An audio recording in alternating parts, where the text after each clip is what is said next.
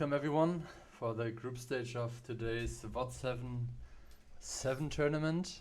I'm here with Key, and let's Hello. take a quick look at the group stage before we start into our first game of today.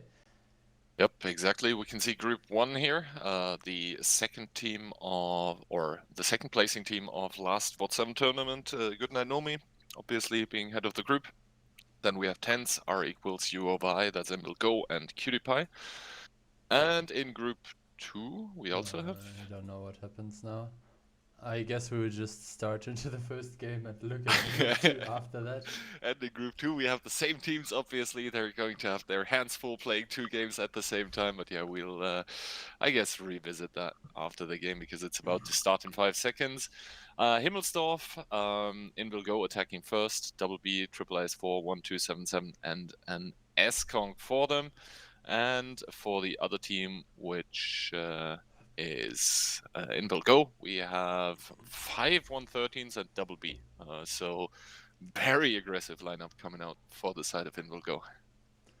I mean, interesting to see how different ideas are always implemented in the same manner on the same map. So we saw teams with the E3s, we saw teams completely going without 50Bs. Now we have double 50B versus double 50B. So.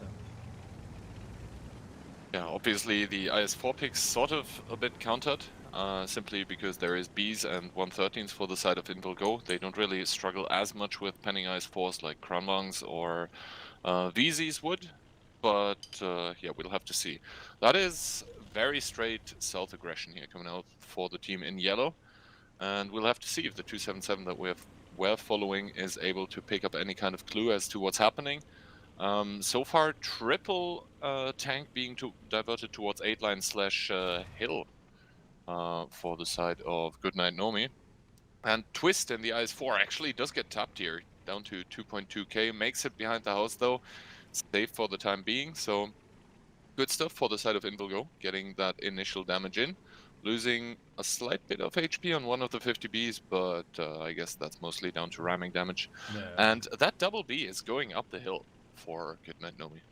Yeah, it's interesting to see that they decided to separate those autoloaders that much. I mean, sure, you can try to contest the hill with this 3200 damage clips. So if there's one tank going towards the hill, then this could be a thing. But why would they send a separated 113 up or a single 50B? So it's not like they can catch off a CS or a Batchat there. And obviously, when the 50Bs are spotted on the hill, that will always... By the way, Rexa has 2610 HP, Panzfury has 2660. Let's get on with shaming, I guess. Conrad taking one shot for his troubles for going towards the window. Actually, I don't think that this is necessarily a mistake or doing something better, because you trade off HP for gun handling on the heavy tank field mods. And if you consider that, like, let's say in 1 out of 5 games, you hit a shot more. Do you think he's fully field modded? Yeah, he is. Okay. Like, the 113 gets additional HP from the base field modifications, and you can basically sacrifice some HP for gun handling, or the other way around, get some for additional HP. But yeah, I guess Invilgo with a match plan so far. They did establish the 1-2 line with a 113. They have 1 in 3 line. Now they pushed up the hill with double 113, the 50Bs turning around. So very methodical approach, but that is almost 3 minutes gone and nothing has happened yet. And I think on the hill we're about to see the double 113 engage the IS4. However, double 50B for Goodnight Nomi lying in wait here. I mean, if the 113 tries to overpeak onto the IS4, obviously the gun depression of that tank is not enough. Jordan kind of baiting by shooting into the ground, hoping for Kubas to peek over. The 113 has not enough reverse speed on this like downhill slope here to immediately get up again, and you can see the 50Bs there waiting in the corner for their possibility to grab this kill here onto the 113. Overall, a lot of trading happening, but it's more like smaller individual one-shot firing trades, not like bigger HP losses on either side. So now Kubas was able to drive up the rubble, so I guess we can highlight how that works. Yeah, you drive up with the side of your tank, get some double additional gun B now depression. going through the courtyard here. Yeah. And I guess they could catch the IS-4 of God of Elin actually. Yeah, Ilian Because is they're sideways. not spotted.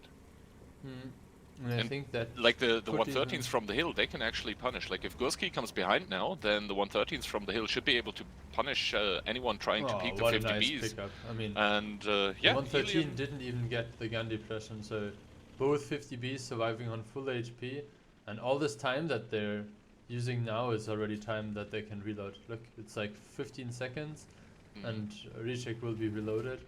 So good pickup here. I mean, really well done. And that's like a complete tank for free, plus the map control that they gained. And Yep. Ketzai is already again in a good position to catch the IS-4 and the 277 there, if they decide to cross.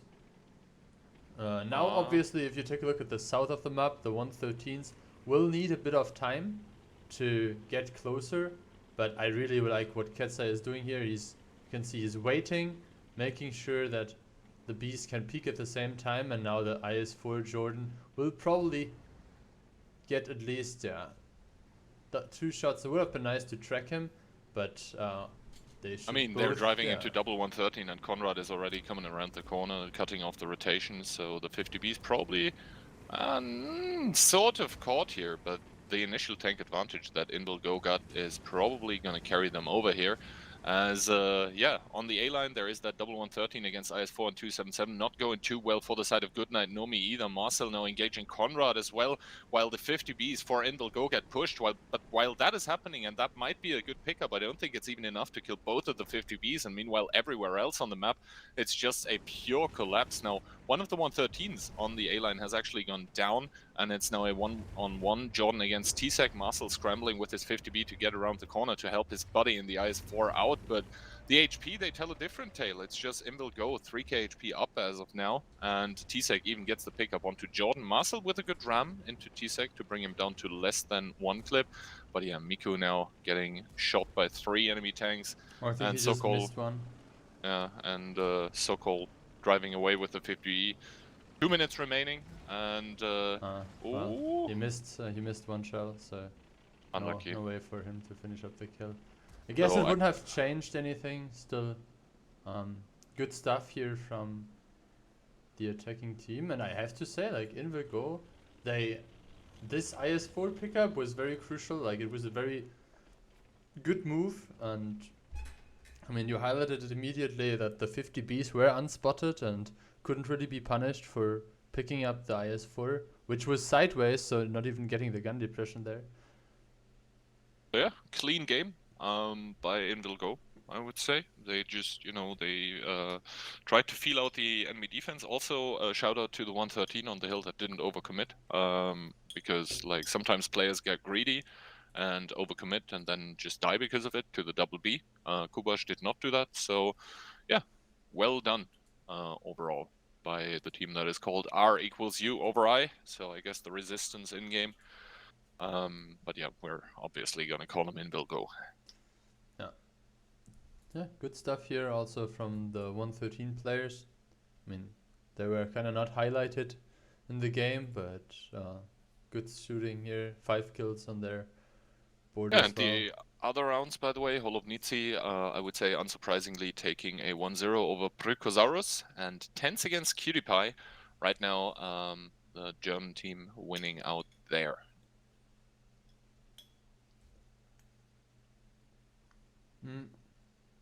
That would mean that there's still 1 game missing, right? That's there is 1 game missing, yeah. Versus Birna. So we are approaching the 8-minute mark. So keep in mind, all the teams were allowed to ban a map that they don't want to play during the group stage. So that means that not everyone plays the same maps all the time. So this might have been, you see, 8-minute game, potentially victory by draw. So time. Yeah, I guess it was victory by timeout because we are now at 18:08. Yeah, I mean there's like 30 seconds countdown and so on, but LTP will be defending now. So Birna up point. Quick reminder on how the point system works is basically you have it's a best of 5, so you need 3 victories to close the series. And if you win the match in a 3-0 or 3-1 fashion, you get full 3 points to 0. If there is a tiebreaker, so it's a 2-2 scoreline and then one team wins the tiebreaker, the point distribution is 2 points for the winner, 1 point for the loser of the tiebreaker. So you get rewarded for being at least close to winning. Oh, Holovnice already 2-0 over Prykosaurus. I mean, those are like 2 Invil teams, and from what I understood, Prykosaurus got some help with the strats at the first and second qualifier. So I guess now it's like student against master.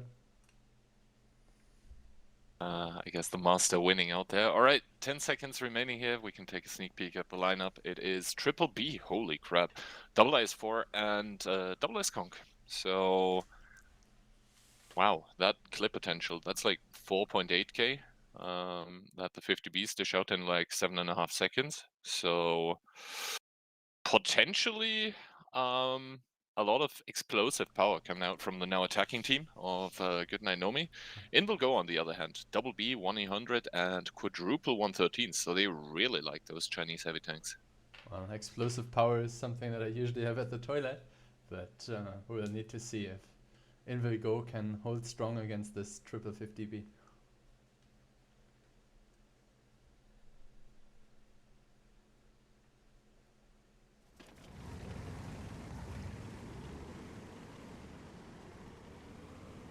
Okie dokie. So, on the attacking side, everyone going towards that K line. For the side of Invil Go, we have sort of a split going on. There is double 113 and double B driving towards the hill. Meanwhile, the E100 going towards some sort of anchor position, I guess, on the 3 line. The 113 in D3 is just supposed to spot the 8 line, and 113 in the window. He should be getting some spots here. Yeah. Already. Yep. So the jig is up already for Goodnight Nomi. Yeah, you can see Tisek there, very well done. Drove into the window with his 113. And I mean, he has 5 spots already, so triple 50B and both IS4s from the attacking team are spotted. And this obviously gives a lot of information. We'll now see if the tanks around Rek'Sai here exactly decide to turn already. Double 50B goes further up the hill. The 113s are rotating a bit. And I want to point out though, the double 50B from Invil Go is still going towards that hill. So they are now taking it, assuming control, taking positions, and that might be a very nasty surprise to Elian if he decides to continue on with his S-Conk. And yeah, maybe you want to crank up your own volume again. I mean, I'm already higher than yours, so I don't know. Maybe they just don't want to listen to me.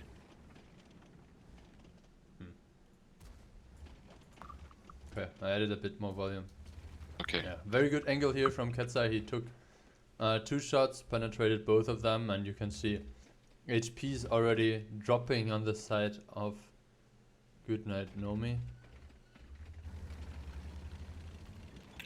I mean, Jordan has that sort of passive 1-2 hold here for Goodnight Nomi, so at least they got that going for them. But yeah, one of the 50Bs, actually all of the 50Bs by Goodnight Nomi have taken damage already. So not what you like to see. Like, it's bad to take damage in any tank, but like in the autoloaders especially so, because then in the later stages of the game you cannot just single out and assassinate targets anymore. Jordan also taking 1 shot for aggressing on the 1 line, but in return does get onto the cap here, and I don't think there is any angle as of now which Goodnight Nomi could use for resetting, but Kubash already rotating in his 113. Sorry, for Invil Go that they could use obviously for resetting, but Kubash already rotating to generate additional angles. We'll have to see. Yeah, you can see. Yeah, I guess critical. Basically just fired heat into the track. That is enough for a decap, and I mean, he can do that forever with. Yeah, he's intuitioning to HE now. Or is he intuitioning? Yeah, no. I think he has like half an intuition perk. Yeah. Yeah, that's also something to keep in mind. Obviously, in the group stage, players will still be using their own personal accounts. Only for the playoff stage will they get press accounts, basically, and There's another a reset for decap, and I 25 guess at points this coming in. point, like, they know that there's nothing that they can just Ooh, do like the via double cap S-Conk circle. went through the 8 line though, and there is Yeah. nothing to immediately meet them. However, on the hill, there's the double B plus the 113, which the S-Conks don't really know about, I guess. And there is triple B now Rishik preparing just to go gave into the hill. 3 shots to Ilian. Oh, Elian, ow. And I feel like this trading and this awareness of the team defending here is just showing, like, in the HP bar. Like, it's nearly 4,000 HP simply by, I mean, you could maybe say 2,500 for awareness and like 1,500 for getting into position. So Jordan took one shot to get here. The 50 Bs were crossing and so on. But Yeah, everyone's just ready, and ready are they now as well, as there's tanks going onto the hill. Miku immediately taking a shot of damage, but now proxying out the double 50B. I mean, he has 2 more 50Bs coming up, but yeah, he's just gonna retreat now, and oof, taking a huge amount of damage for that. The 50Bs now starting to clip out, and because they have the closer angles, they can just control that engagement, especially with Rexa also pushing up, and that is going to spell disaster for Goodnight Nomi on the hill, as they lose a 50B. The other ones barely get away. Miku down to 460, and anywhere else on the map, it just feels like Goodnight Nomi, they cannot really make the proper rotations here. They cannot make the proper, I guess, reactions to that disaster on the hill. Now Gursky coming to engage T-Sec, but he already has Pan's Fury behind him, and the E100 is not something you want to push up on either. So I think in will go, they already got that one in the bag firmly.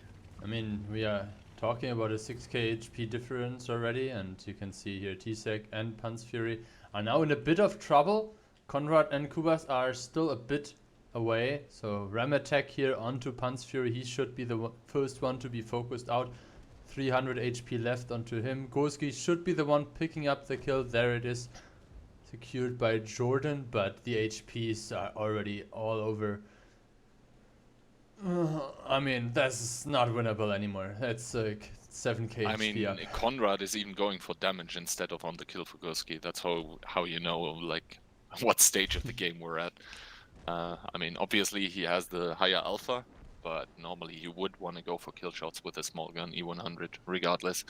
So I guess a bit of damage padding going on already, and yeah, this is a quick 2-0 for the side of Invilgo that once again show that Polish teams, especially the Inbil ones on Himmelsdorf, seem to have made themselves right at home.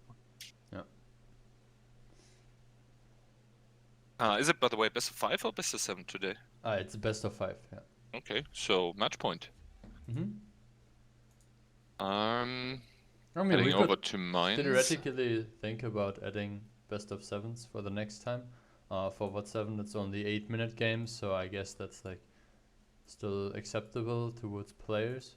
But yeah, maybe that's could be a discussion for next time. Good shooting here, Ketsai 999. Everyone overall really good damage numbers.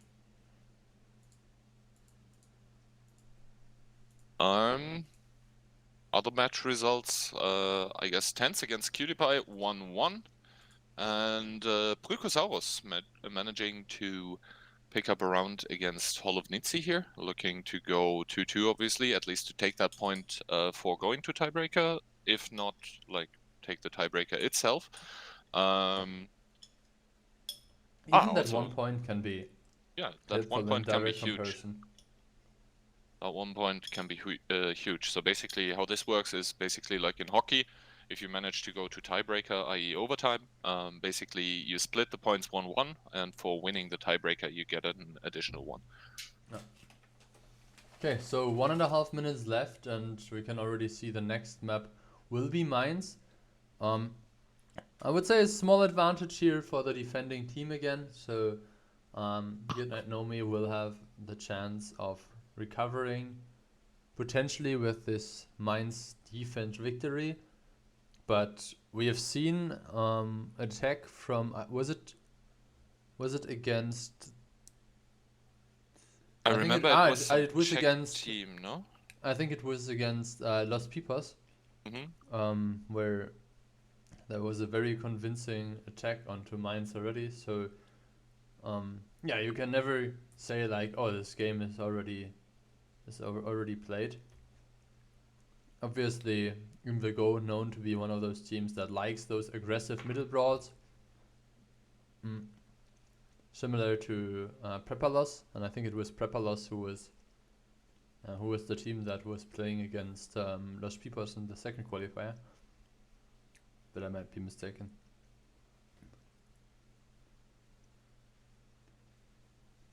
Good, 10 seconds left. Bit of a mixed lineup here. A bit of everything.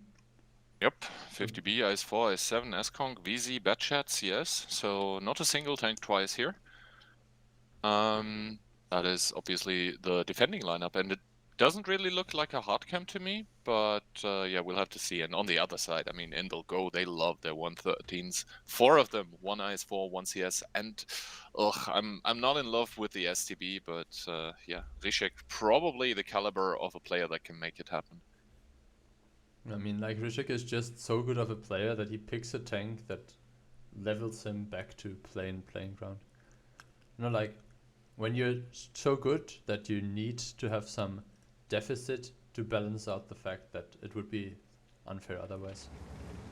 Also, Batchat going without the hardening? I guess he didn't see Batchat in the enemy team, and that is where you would pick the hardening to stand a chance against the clip.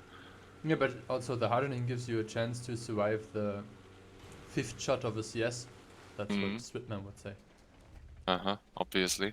Because it's a 390 alpha and you go up to 1980, so you can survive 5 shots. Adding even more of a handicap to himself by losing like 1k HP there on the cross. Yeah, I mean that's like perfectly calculated already. Yeah. So good shooting by Goodnight Nomi. Up ahead slightly in HP now because of this.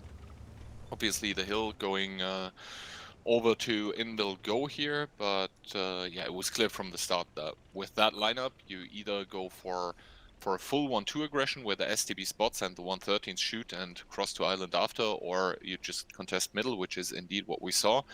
Now the IS4 being rotated over towards the 1 cap suggests that Go will not really be using the 2 cap there down in the water, and to be honest, against all the tanks that are pre-aimed there from Goodnight Nomi, I think that's a pretty good decision to take. I think now we can already take a look at the rotations. You see here Cubas rotating around. One of the CS, Rexa, is now carefully dropping here. Obviously there is enough time to do that without losing any HP. And now we have 3 tanks that are being set up for a potential push towards or even over the 1 cap. We saw basically those tanks here being contested from the buildings here and here. So people trying to outtrade this, but we'll need to see how the IS4 can hold strong here. Okay, so cap is started. Interesting that Conrad's decided to just drive this way. I guess he got the information from Ketsai, who proxy spotted Twist, so he knew that he could avoid a shot from the S-Conk. Interestingly now, Elian being rotated over, he's in a bush at the base that I've never really seen anyone use so far. So I guess Goodnight Nomi by now assume that it's going to be somewhat of a 1 cap commitment, and rightfully so, are taking the Batchat already back. Oh, Miku in the 50B trying 1 shot at the hill. He does get a connection into Ketsai, but Ketsai actually able to return the fire onto Miku. So, yeah.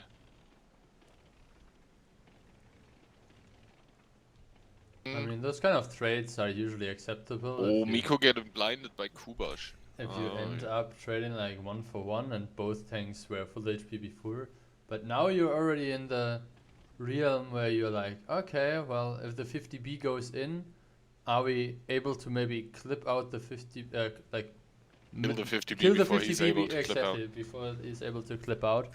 So yeah, he needs to pay attention to that. Reloading. Ilian now going ever so closer towards that one cap, but honestly, with a bad shot, I'm like, what do you actually do with the bad shot?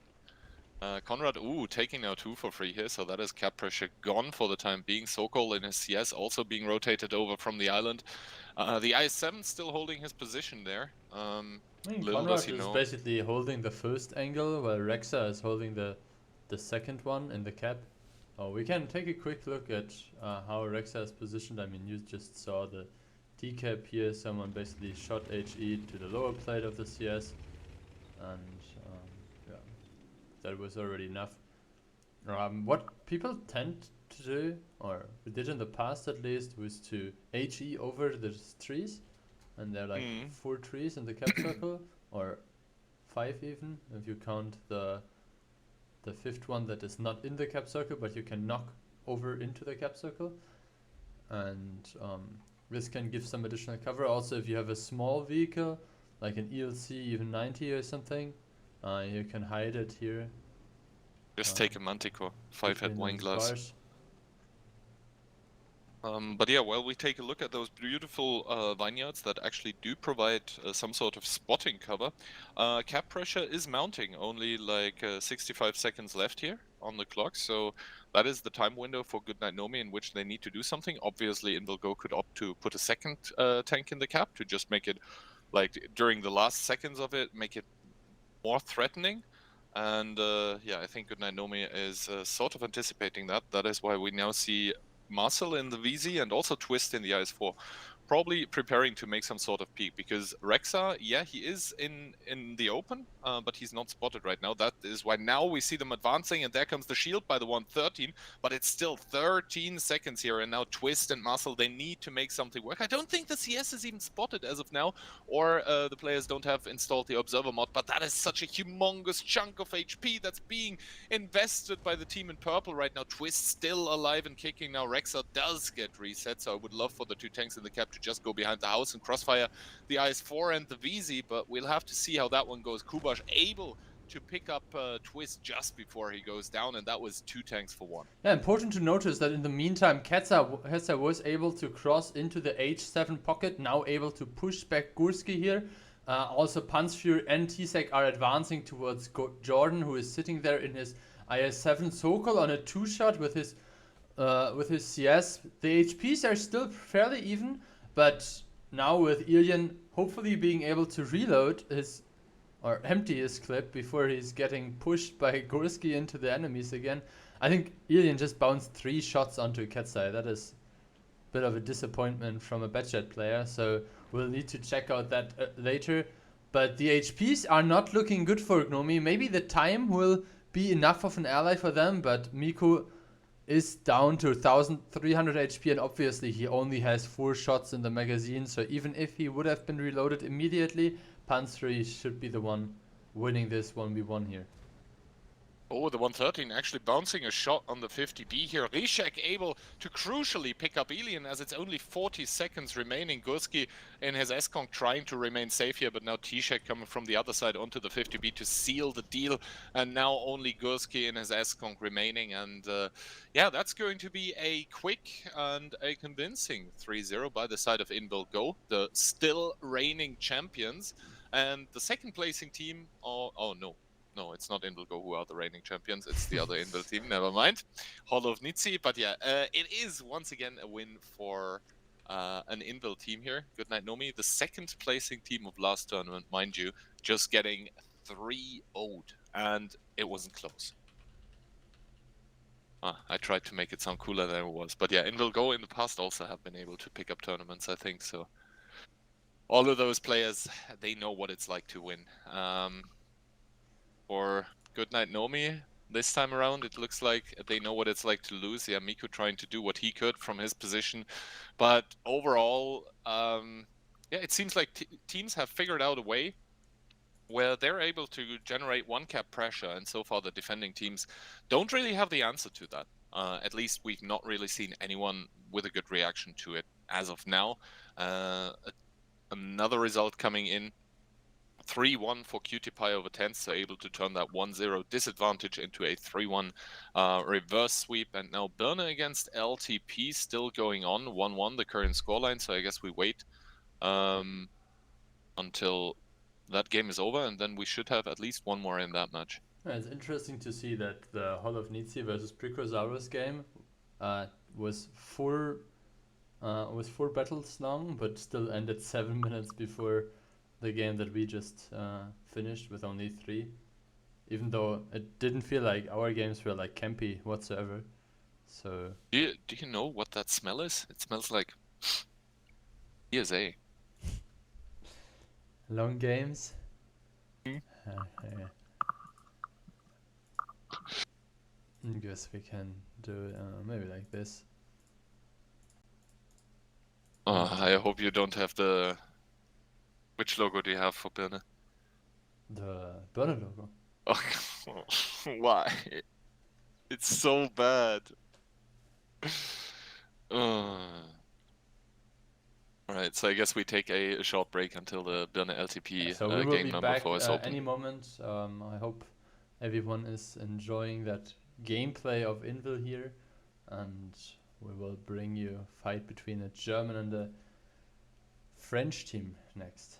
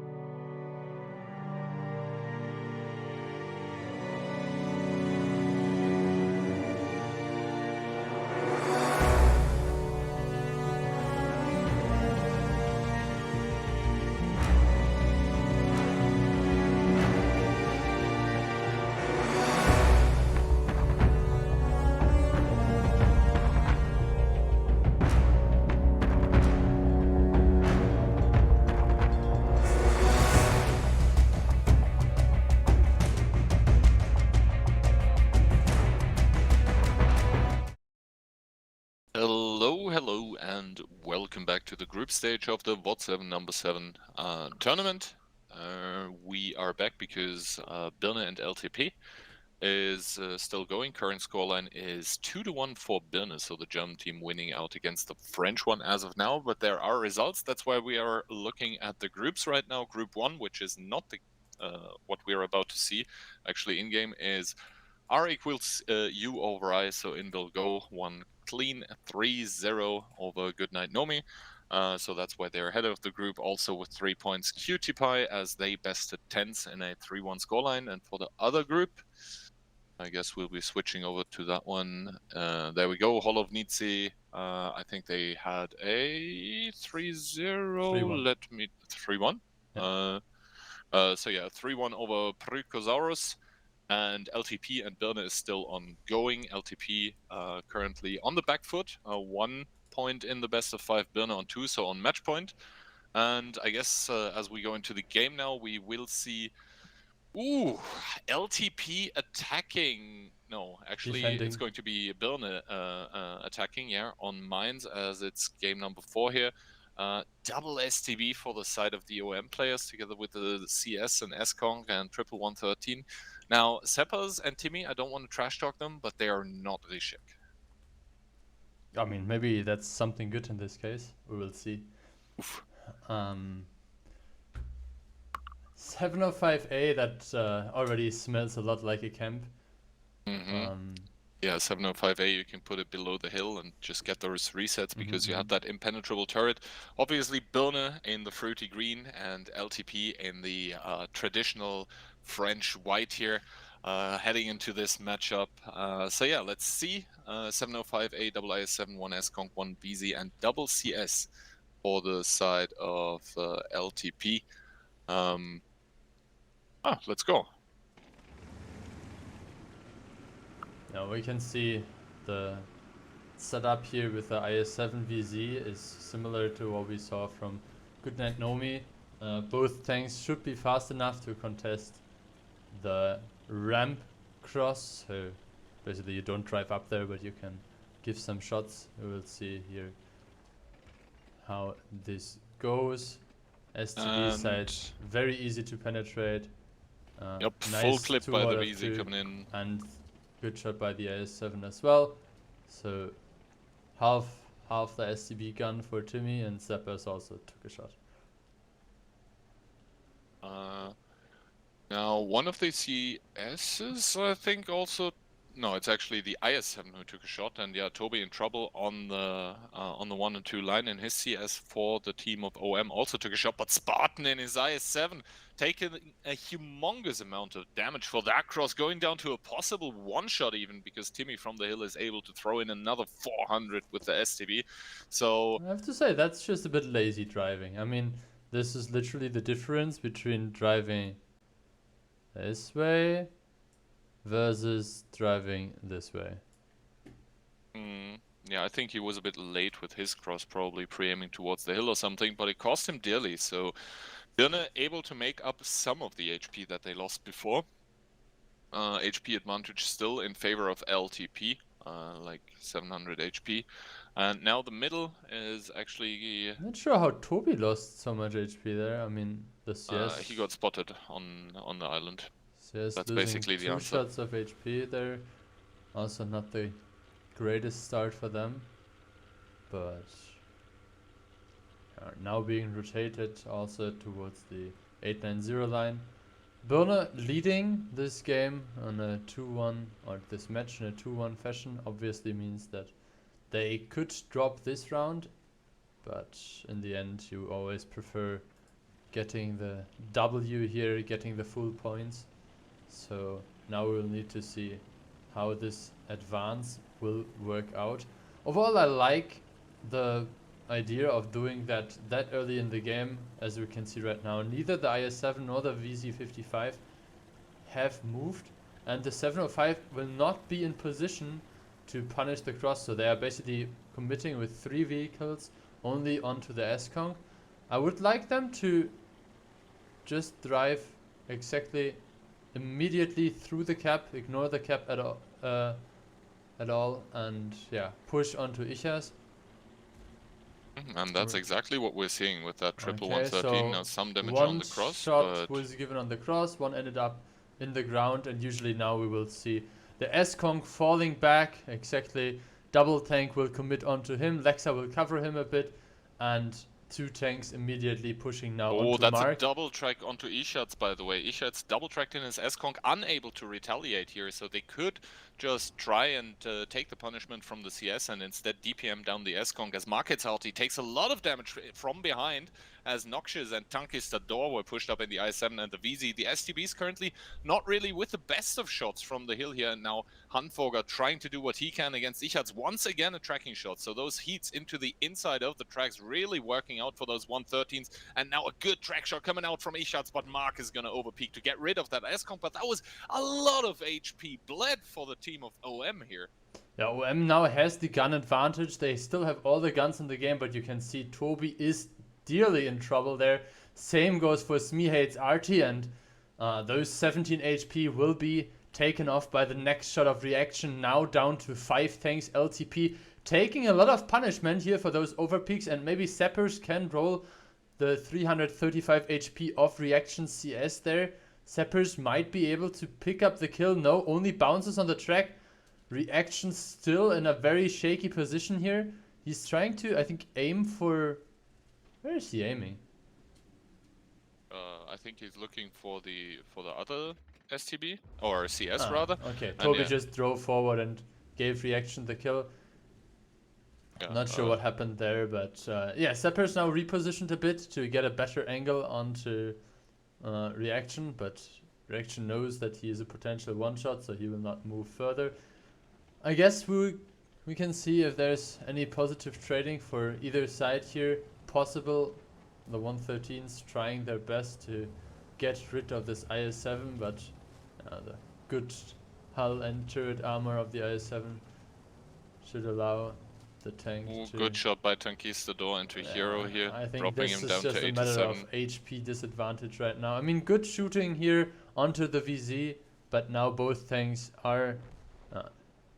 as you can see. I mean, Hanfoger making a hold down to possibly prolong it a little.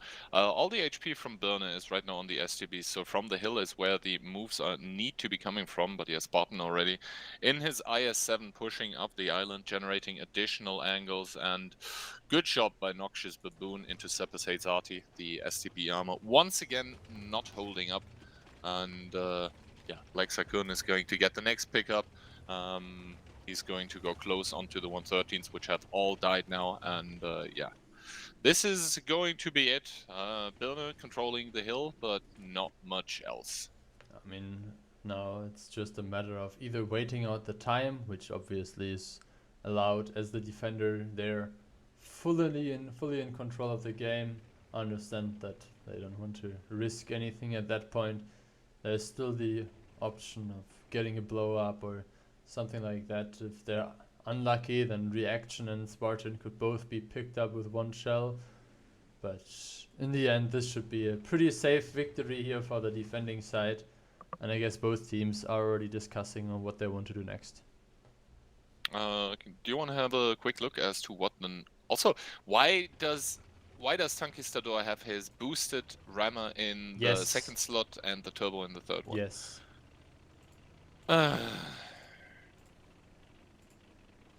Guys, I thought we were past this. Yes. Yeah, I guess 1 minute left here to shame Tankistador. You want to check the other tanks as well, as we don't really have anything to do right now? I mean, Spartan doing a good job, successfully putting the rep kit in the 5 and the HP boost in the HP boosted slot. I mean, Timmy picked the wrong tank, but at least he has the equipment in the correct slots. Same for the consumables. Smee as well. Reaction, same. Same for Lexa. Yeah, I mean, yeah. What do I have to say? Yeah, there's nothing to say. It's just make rep kit on the 4 and the turbo on the 6. Well, 6 seconds left, and I guess we will see a tiebreaker match here. So The tiebreaker map between those two teams, we can maybe start short discussion on that topic, will be Himmelsdorf. Himmelsdorf, Imki. a map that we saw already. I guess one of the maps that will not end up with people just sitting there for a bit of For time. minutes on end. Yep. I mean, yeah, the STBs.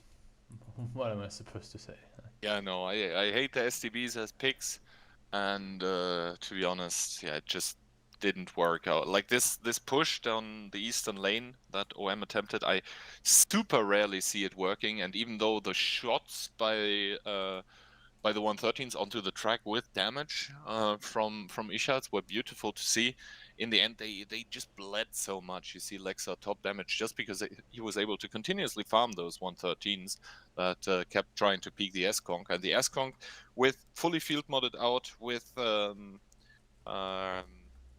with HP boost and everything, that is a bit of HP that you have to chew through, and it just took too long. It took too much HP out of the 113s. They couldn't really brawl against the i7 and the VZ anymore, and at that point, yeah, you just have two useless HP STBs on the hill that don't really commit anything or contribute anything, because they are supposed to farm the repushes by the defending team, but if those repushes never happen because the entrenched warfare is just enough for the hold, then those STBs just get completely taken out of the equation. I mean, we can quickly hover over the pen rates if anyone is interested in that kind of stuff. But good thing here actually to highlight only one shot that Ishaz received was not dealing damage. So good stuff here by the 113s. 555 for Mark. I mean, Hero had to play in the end against the Halvan IS7. And Hanfoga also good stuff there. But wasn't enough in the end. We will make a short 2-3 minute break, and then we will be back with a tiebreaker between the team around OM called Birne and 3PX team of LTP.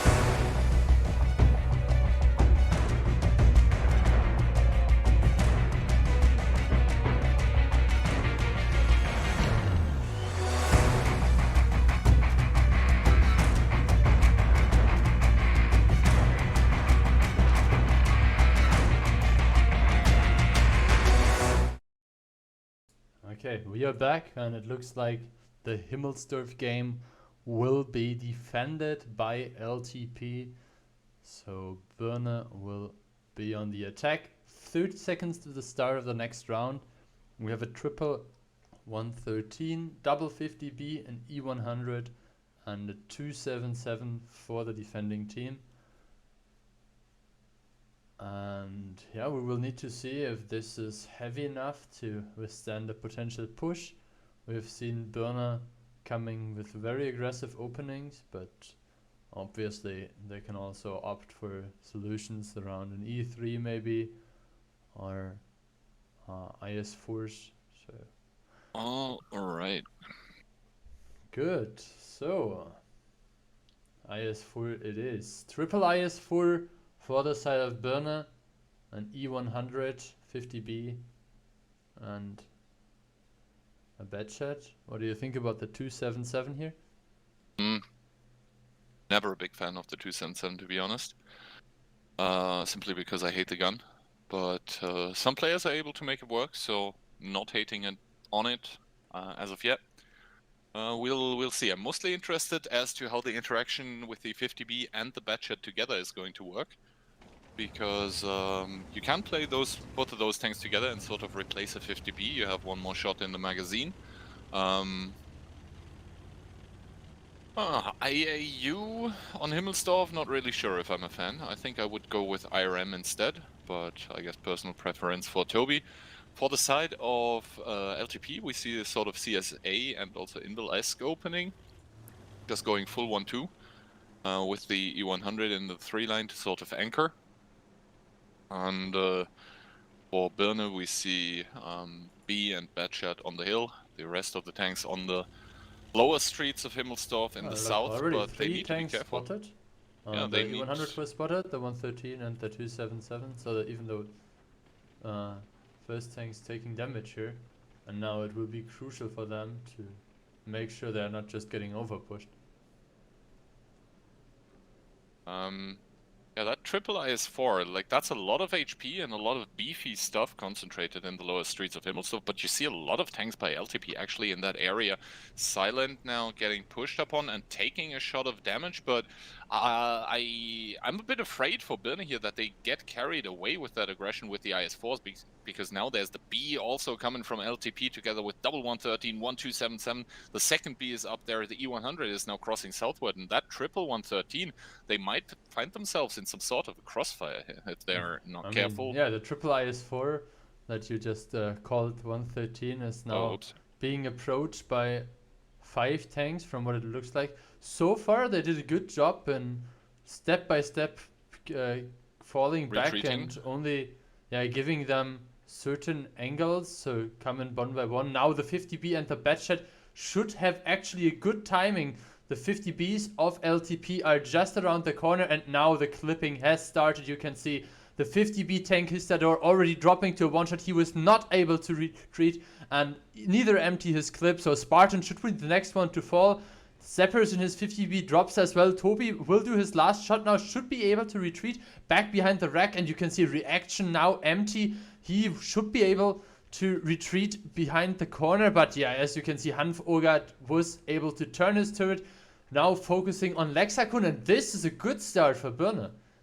Exactly, Birne able to pick up even 4 tanks now here. Take a look at the HP, 4,004 points apart, even 4.5k now, and this is just the German team completely pouncing on that aggression from LTP. The triple IS4, it did look scary for Birne for a moment because they sort of got encroached on by everything, but in the end, the rotation with the 50B and the Batchat just impeccable. Like the timing was so good. Yes, the 50B did die for it, but to be honest, he did his full clip and the Batchat did as well, so that's like 3.6k damage almost. I think 3,550 damage that just were made for free. They did pay the 50B, but the 50B clipped out, and from there on out it just snowballed out of control because the IS4s by Birne, they continuously had shots into everyone.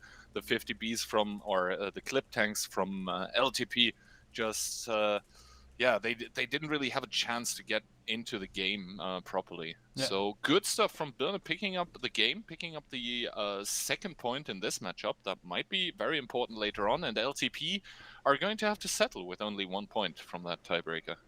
I mean, now we have obviously the option to immediately jump into one of the other games if you want to watch one of the teams again, Goodnight Nomi or the winning team here of Invil Go. I mean, when are you going to schedule the battles for the It's other like teams? this, I think like in 6-7 minutes, something like that. Uh, So I guess we can also make a short break for our voices, and then we will be back with maybe Holofnitsi versus LTP. oh, I guess so, yeah. Okay, good. All right, Then so see you then. see you in a moment.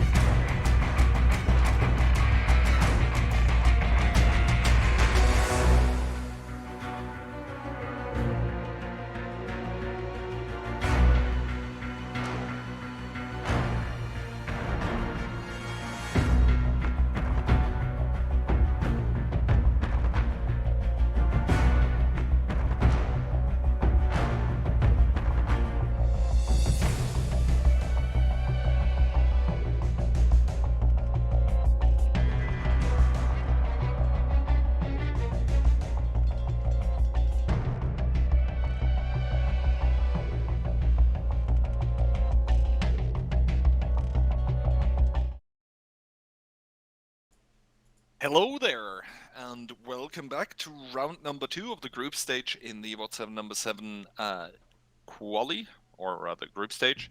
Playoff qualifier. Playoff. Okay, yeah, whatever. We are gonna watch Holovnici against LTP. So this time I'm actually correct when I say the reigning champion. Holovnici taking it on against the French team that we just saw lose out in a tiebreaker to Birne. And it's going to be the same map once again. It's going to be Himmelsdorf, and Inbil Holovnici is going to come in here with double S-Conk, one IS4, double B, and double 113 for the side of LTP. We see one Batchat, a 277, an IS4, double E100, a 50B, and 113. And immediately, this makes me curious as to where the double E Honda is going to go. I mean, seeing this big German tank in the game always makes me happy. Unfortunately, not fully HP boosted here. Spartan missing out on the additional HP that Ichas took from the field mods. Obviously knowing already that he will be the winner, having the correct inscription on his vehicle. And Monster and Piotrix immediately moving up in their 50Bs here.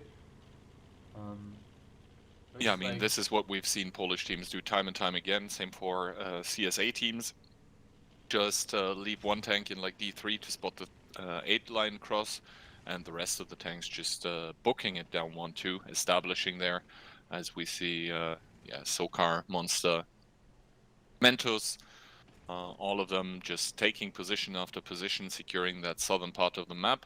One of the Super Conkers already driving towards the north, probably going to go to the A4 window, or just going to chill in like B3-4 to side scrape to have some sort of control over the 2-cap, because that is obviously the weakness of going this heavily towards the south, is you leave the 2-cap open. But all of this well known by the players of Inbil. I love the camo on reaction, by the way. Yeah. Reaction was having that on yesterday's Ghost Hunt qualifier already. No, not yesterday's, on Wednesday's Ghost Hunt qualifier game already. So yeah, that's one of the ones that you can customize yourself after getting the camo patterns from the 7v7 Strength of Mind tournaments. So do they have the strength of will to go through this one though? Well, the Strength of Will camo is the one that you get for winning the WoT7. Okay, so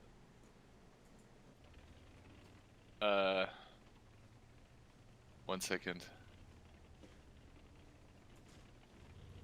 Okay, what does s'il vient mean? Ah, okay, so Ishatz is, like, you don't see it right now, but Ishatz is actually writing an in-game chat, asking that if he continues going, that then he will be stuck if they rotate. I don't know why they aren't communicating via TeamSpeak or something. Ishaz is never talking. Oh, okay. He's a man of few words. That just irritated me a slight little bit, but Let his action speaks for himself. Okay. So the Batchat has made it through to A0 without even getting spotted. That's a slight bit of information here. I think he probably did see the Super Conk in return. The Super Conk obviously going to relay the information that he got spotted. This is going to indicate to Holovnici that the Batchat is going to be somewhere in that AB0 area. Other than that, not really a whole lot happening.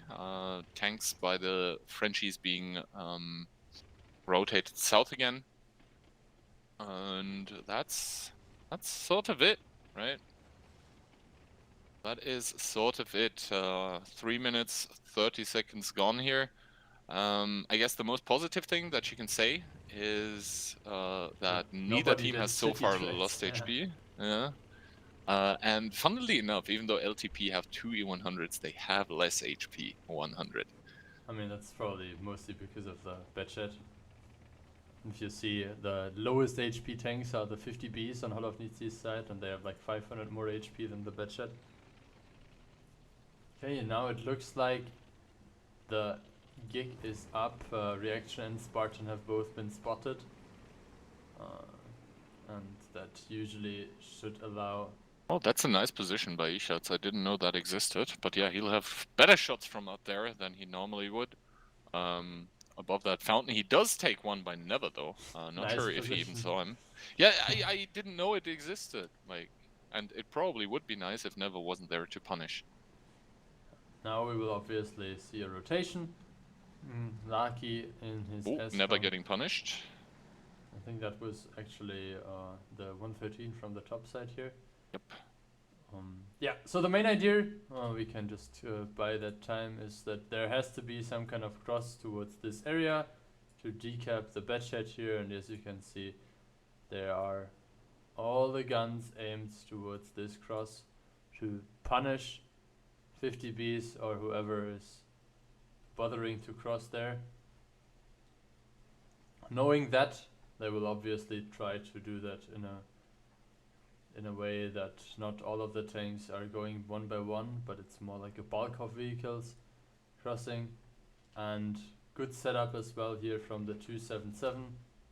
277 will be able to spot out the rotation, and we can take a look at how much firepower will be.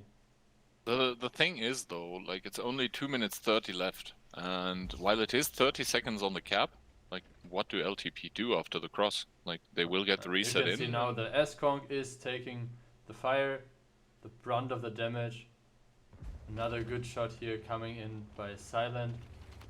And yeah, Badshot had to leave. Now the HP is obviously heavily favoring the attacking team, but you mentioned it, it's only 2 minutes left. And they really need to regroup and think about how they want to approach this now. Piotrix is making his way up towards Silent Yo, who is now running. Or actually not running. Looks like he decided to stay for now. Puts in one shot. Second one. Okay, that's even the back of the vehicle. Third one. And one more. Good pickup by Monster, and you can see the HPs are nearly even again. Both autoloaders are now reloading, and we will need to see how this crossfire here onto the push of the E100 will work out. 700 HP still up for the side of LTP, but I don't see how this will end up in a good way for them, as the Super Conk is in position now as well. Keep in mind the Batchat might be able to put shots into the back of those vehicles, but with 1 minute left they still have to catch the 50Bs. Yeah, they have to catch the 50Bs, and the thing is, even though Lucky now does go down, that was the low HP tank to begin with. Good pickup, but in the end the 50Bs will now return from the hill. The 50B on the A2 position is probably not going to be able to clip out that 113 here. E-Shot's going down, so that is one of the damage sponges gone here at the Batchat as well. Just out of the game here.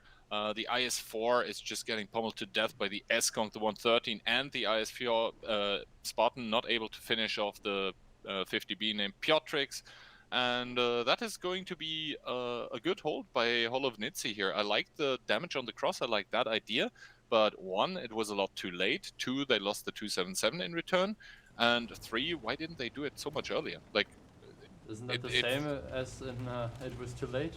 Well, it's just such a big point that I wanted to emphasize it twice, you know? Like, I didn't, like, what was the game plan? Like, it was a nice opening sort of thing, but normally you want to have some time behind that to play with. But after that failed, it felt like LTP, they just drove in without any idea as to what to do after. Yeah.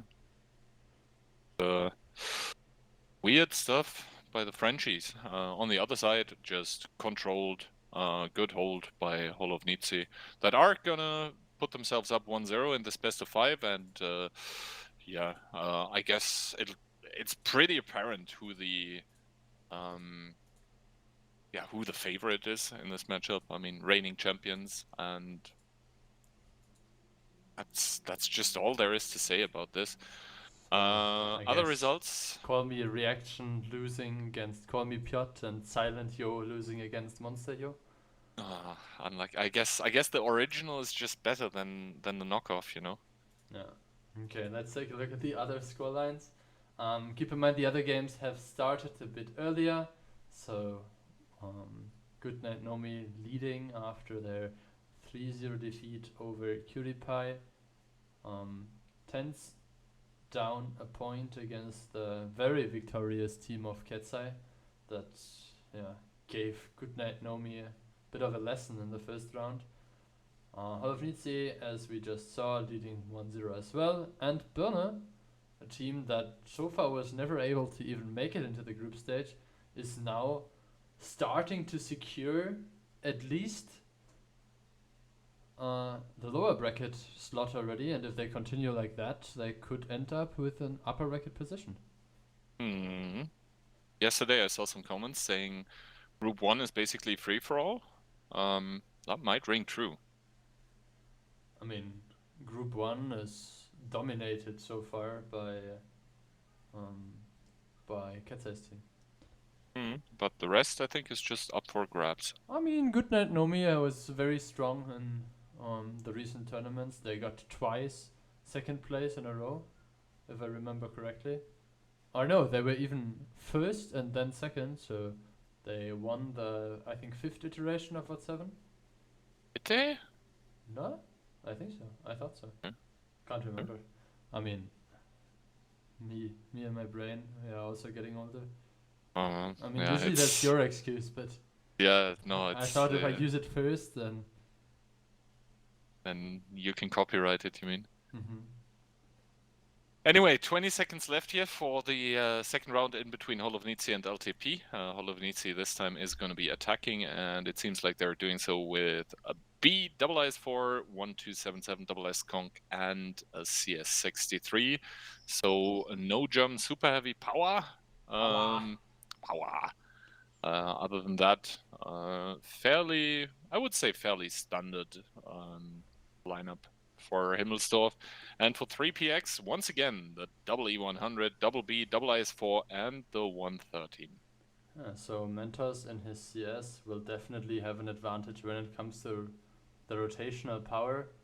But yeah, the double 50B always dangerous for those CS because you can even just use a shot for the second tracking without damage. You have 3.2k clip burst with double 50B, so there's no way for the CS to survive that. If they clash on the hill, obviously. Okay, so Invil Holovnici starting with an initial HP disadvantage of 740, simply I guess down to the E100s, and as there is no Batchat this time, and there even is one... They also have the medium tank. Yeah, they also have the medium tank.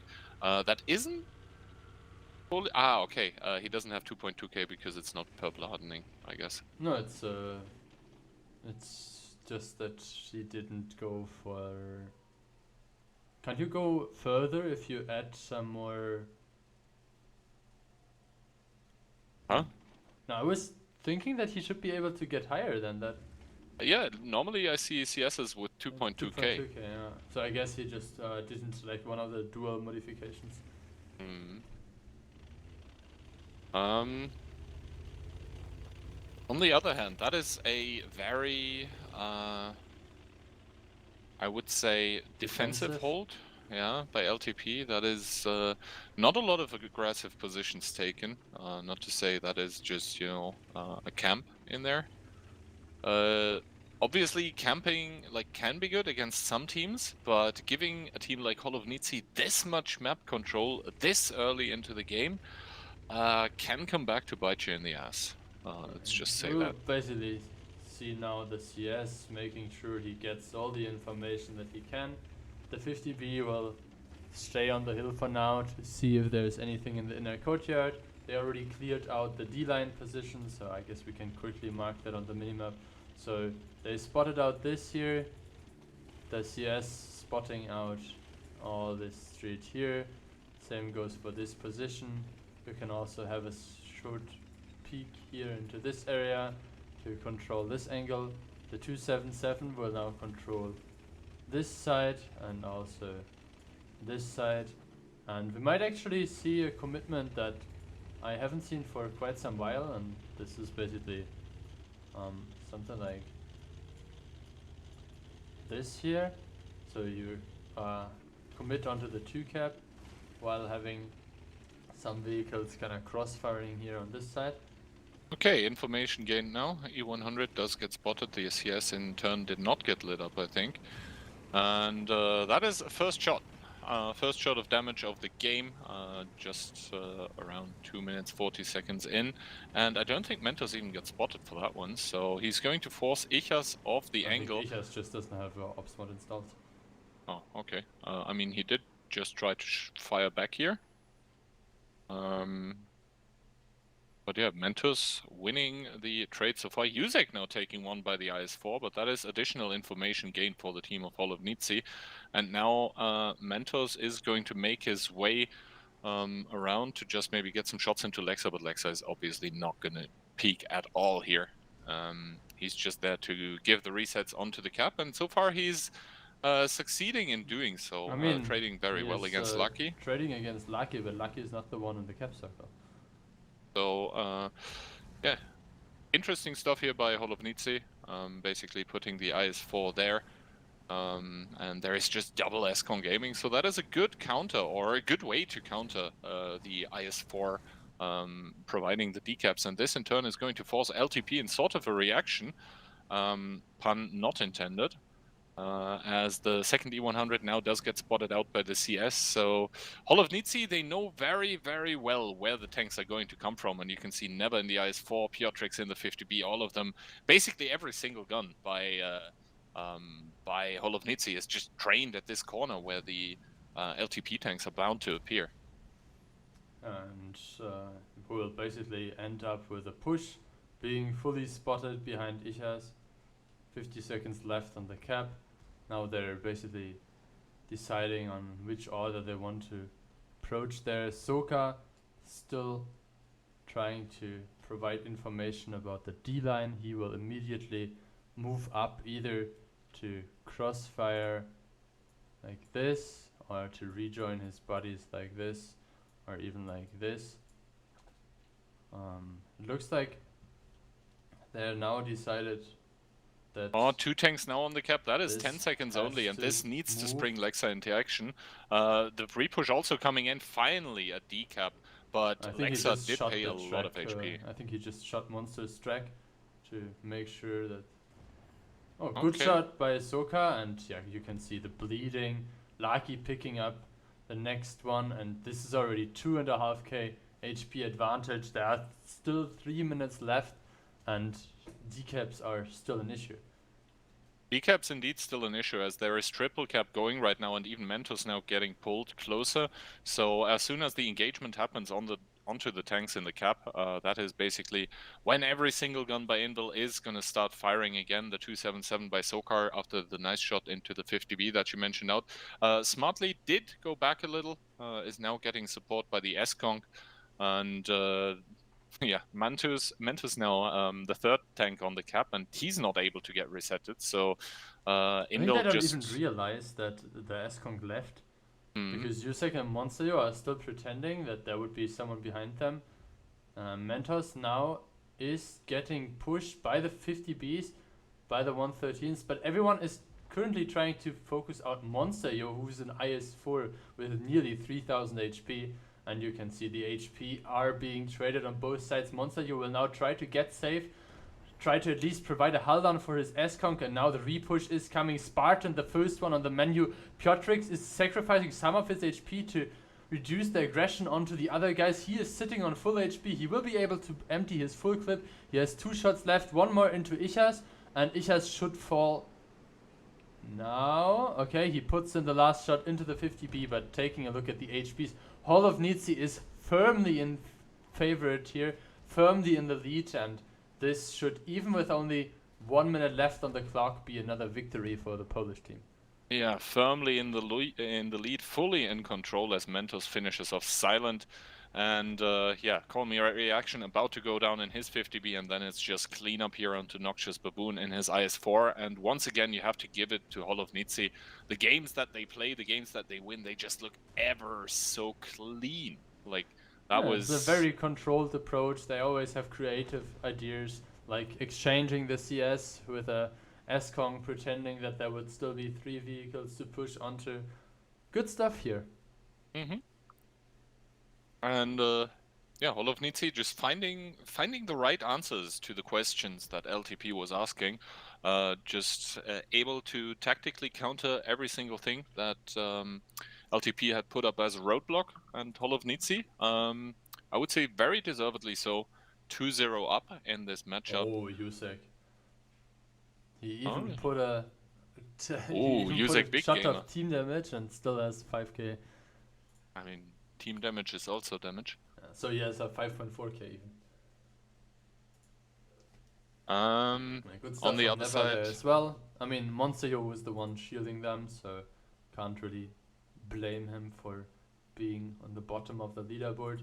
Reaction, still decent damage. I mean, with the 50B, you kind of want to go 888 there, but against all those moving vehicles trying to be held on behind Rex and so on, might be hard sometimes. You can go through the other results, and thank you for the sub. yeah, other results, Prykosaurus against Birne 1-1 as of now. Cutie winning out against Goodnight Nomi 2-1. And the other one, Indel Go against Tents 2-0 currently. So both of those Indel teams here right now 2-0. And I guess the third one struggling a little against Birne. Yeah, I mean, Birne was playing the first game, I think, on the defense. Prykosaurus was basically both teams won their attacking round, right? Birne was leading. Now they will change the map. Yeah, as I mentioned before, all the teams were able to ban a map, so different maps being played here. Prykosaurus and Birne were also playing on Himmelsdorf, and as we are switching to Murovanka, they're switching to Murovanka as well.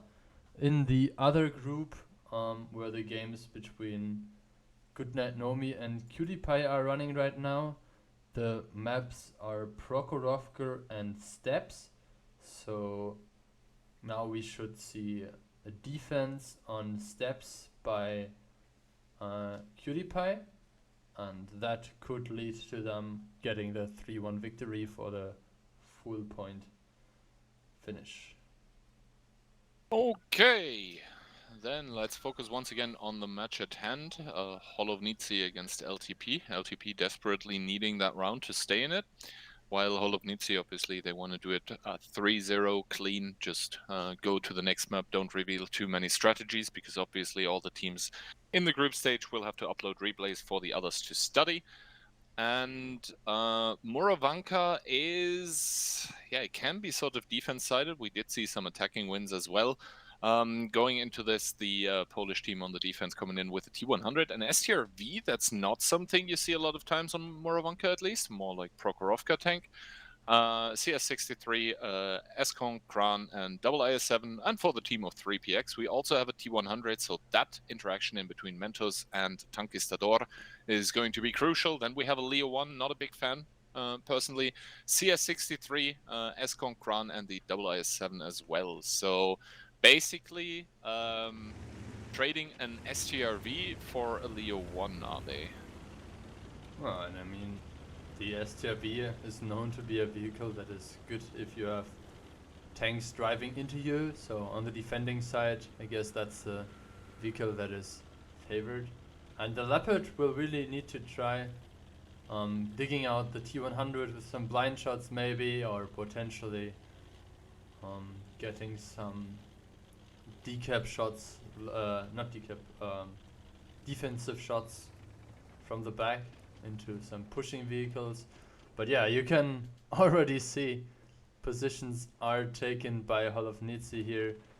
The lower part of the map, kind of like their area. Usually we expect an IS-7 to sit here in this pocket, or potentially a tank to hold here, but as the IS-7 from LTP is trying to find out right now, no vehicles on this side of the map. Good stuff here from them to do that immediately. That's a lot of information gained at the early stage of the game, so you don't waste like 2-3 minutes to get this kind of map control. Mentos is sitting in a bush. We mentioned it on the other day here. The important things were knocked over and destroyed, so a bit of a distraction maneuver, and we'll need to see if Conquistador can figure out a way to approach this T100. He did not do a Mirek though. He didn't fell the trees away from the cap. So basically pushing those over into the cap is still an option for Conquistador. Also the IS-7. I think he's sitting so close to that that he would just see when it happens, and he can communicate that to the STRV and the SCOM. Now the baboon moving up here, that's an important position. No wait, that's the wrong baboon. I think it was Spartak, yeah. Yeah, the T100 was spotted out now, the IS-7. Whoa, what a snapshot. I mean, only 391, but still a good shot into Mentos there. So Mentos was pushed back. A lot of map control actually. Now on the side of LTP. Lucky losing some HP in his S-Conk as well. And so far the game going pretty well for the attacking team. 3 minutes used. What's your first impression? So far good stuff from LTP. I mean, they don't have any HP lost so far. And they pushed the T100 off. And now Conquistador, excuse me, is going to do exactly what I said. He's going to push over one of the trees and sit in it to start some kind of cap pressure. As this is the only tree that's felled, obviously the defending team has very good chances of blind shooting him. But well, first of all, they need to guess that he is, well, exactly there. And this, I like this by LTP, because this is sort of early in the game, and even if this first cap attempt fails for some reason, then Holovnici will have to sacrifice some HP, of which they don't have an uber abundant amount currently. They are behind in the HP department. And this in turn means that LTP right now has all the cards in their hand. I mean, you can see Spartan now trying to prevent Never from regaining control. Never puts in a good shot here. So far not punished too much. I think Ichas just bounced the shell. Never getting the reload advantage by using the house here. Good shot by Ichas now.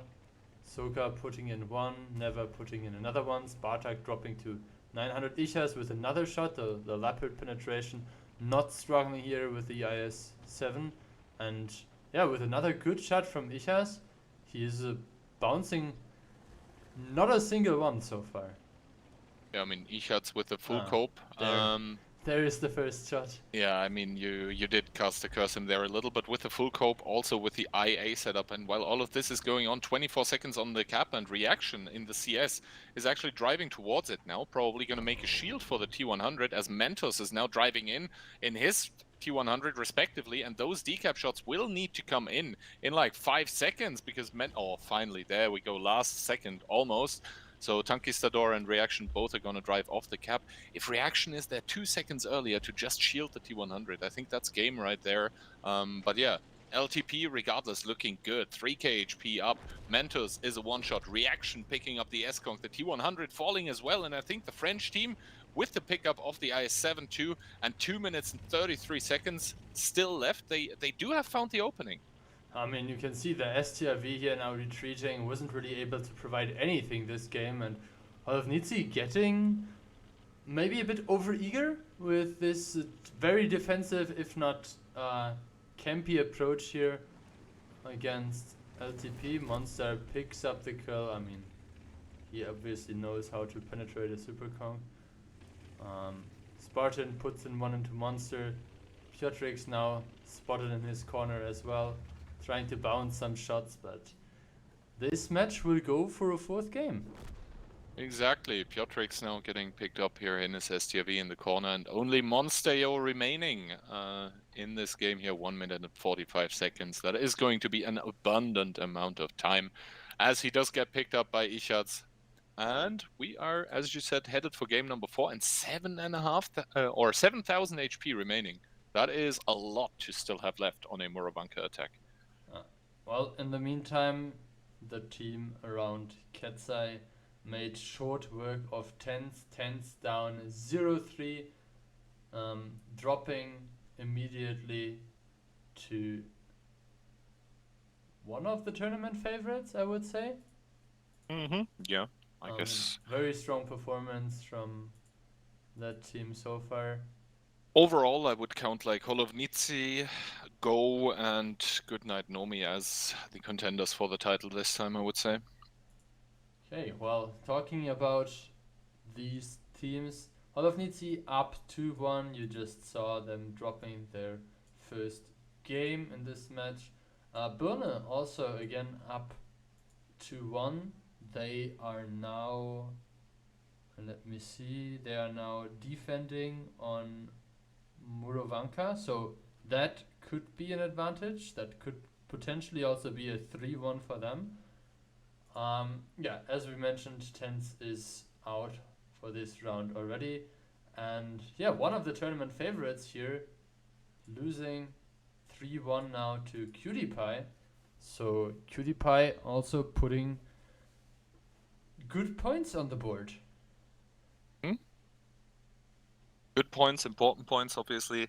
As soon as you have established that you'll be making it to the playoff stage, you want to also secure that spot in the upper bracket, simply because that basically gives you the option to fail once, to drop down and still be in the tournament. I mean, that's basically something that they secured now already. Both them and Invilgo, okay, Ketzai's team are now sitting comfortably on 6 points, while Goodnight Nomi and Tens will be battling it out for any points in the third round. So in this group, Goodnight Nomi versus Tens will decide on who proceeds in the lower bracket and who is getting kicked out, and Cutie Pie and the team of Ketzai will battle it out for place 1. Let's see if Birne and Holovnici can also take a second victory here and put LTP and Precosaurus in a similar situation. Exactly, 25 seconds left. This is now going to be the Holovnici attack. And they are apparently doing so with a T100 and STRV, a Batchat, double S-Con, Kran, and IS-7. I mean, sometimes when I see Holovnici playing Murovanka, I think they should preferably just ban it. I remember them dropping in the last group stage games on Muro as well. But maybe they're also just experimenting a bit. I mean, it's still all doable. And this is one of those lineups for the other side, so we will need to see how that will keep up against the STRV. Obviously, frontally, very hard to pen. If you wiggle a bit with your cupola, there are no overmatches for those small caliber guns of the medium tanks. But yeah, a 60 TP can obviously make short work of any STRV. I don't know. Those are both lineups where I look at them and I'm like, eh. if you catch my drift, it's like, yeah. Not really like my favorite lineups ever, but maybe they have some ingenious stuff planned. Who knows? Taking a look like what the openings are looking like. T100 going super aggressive in the north, or in the middle part of the map, I guess, for LTP, just spotting everything out, and that is very, very one cup focused. What LTP is doing right now. The same cannot be said about Holovnici. Nice push by Monster, by the way. Holovnici going more for that approach, hold northwest, and let's see what we can do in the southeast of the map. So we'll have to see. I wonder how many like spots the Batchat will get from that push, because they wouldn't send or which positions you can actually spot from there, because you wouldn't send a Batchat there if you can spot important rotations. That being said, Monster now bailing from there, and I guess the T100 of Mentos now needs to sort of A bit unlucky timing figure out. actually for Monster. Like he just left and now Silent and Ich has moved forward. I mean they are now spotted out and the STRV will try Piotrix to... immediately starting to farm. That is exactly what you want to have in an STRV, and that is basically damage for free. Yes, Lucky is going to get pushed upon, but Lucky is also a tank that has decent DPM, and Piotrix not going to get spotted, just has free farm onto the 60 TP. Another shot into the Kranwagen coming out, so that is exactly what you want to have. Now, the double CS and the i7 are going to push on the one line, so they're going to compromise the STRV position, but up until that happens, the STRV is just going to like stomp, and now we can see the team of Holovnici even mustering more forces to drive up to just counter that Kranwagen and 60 TP aggression. The 60 TP bleeding down to 1k HP. Now the next shot is gonna come in. It's a high roll, 603 HP remaining, and now the bat chat even starting to unload. That's the 60 TP, that's a super heavy gun, and yes, the STRV is gonna get pushed upon now, but I think it's done its job because the Kranwagen is probably the next one on the menu for the Holovnici tanks, and then they're just gonna turn and support the STRV. So right now, everything Piotrix going is in playing that Holovnici's so well. favor. Look, he's angling his armor towards the tanks that cannot penetrate him. The IS-7 would have penetrated him frontally anyway. So good stuff here. 4,000 damage, if I saw that correctly, by Piotrix. And you can see the cleanup operation has started. Obviously now the two tanks here of Yusek and Soka are in a bit of a crossfire, and Soka has to be very careful to not end up like Yusek, crossing over and losing all his HP here. Yusek now made it behind the Vrag. Monster will try to somehow provide a shield, or not provide a shield, use his 2 shots to finish up the CS. Good shooting onto Lucky, and I think the game just got close again because Soka will not have any support by Monster who is reloading now. Monster will get approached by this IS-7, by the T100 that will chase him away, and with only 2 tanks left, this will be very hard for them to win.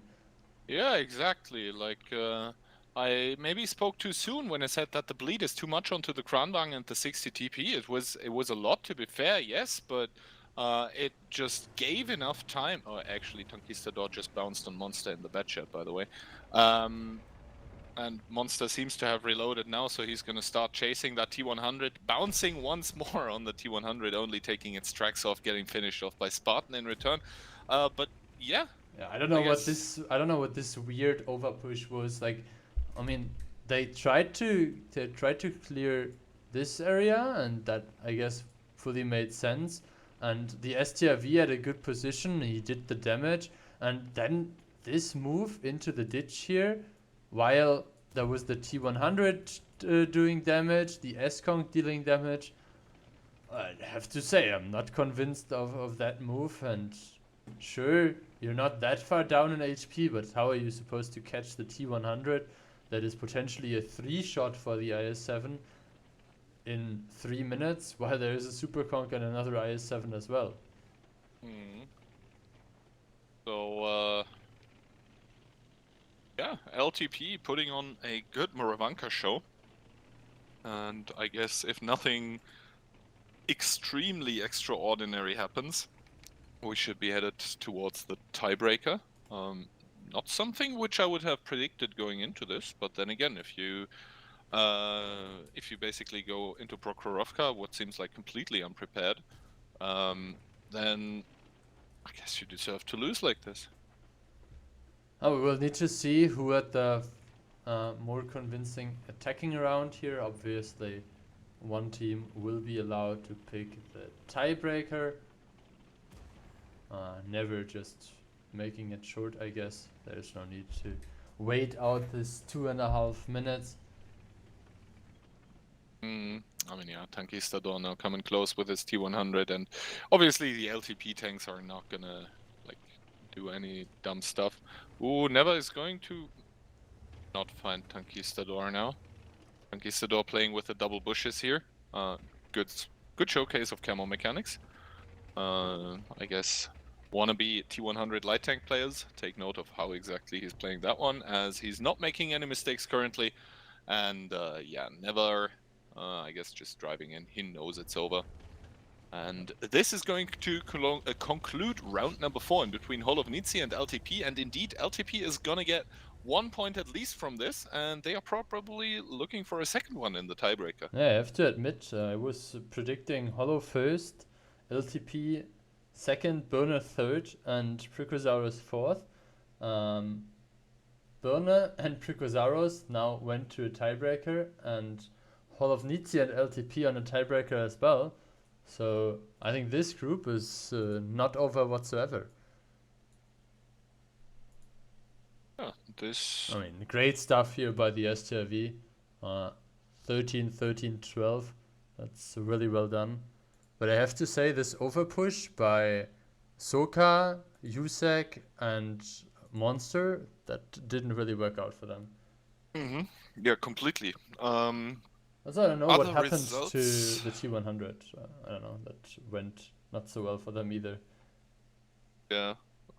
Anyway, other results. I mean, we just saw the 2-2. You mentioned the 2-2 in between Pricosaurus and Birne. Yeah, QTPie defeating Goodnight Nomi. We also mentioned that. And obviously, Go stomping Tens 3-0. Now, I guess we take a very quick break. And after that, we'll be back with the decider in between Holovnici and LTP.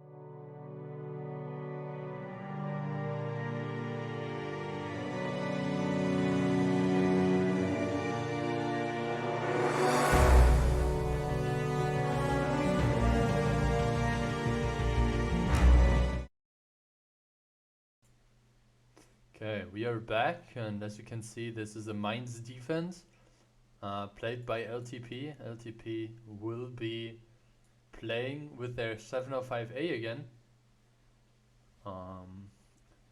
Very similar setup to what we've seen before.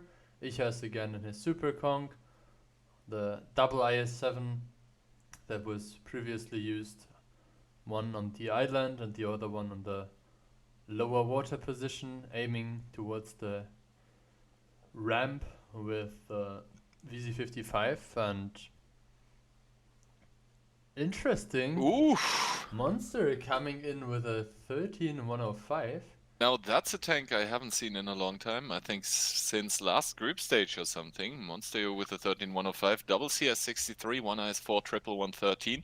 I think last time we saw the tank, the verdict at the end going out of that round, because the 13105 lost it, was that if you want to pick a bad chat, then just pick a bad chat.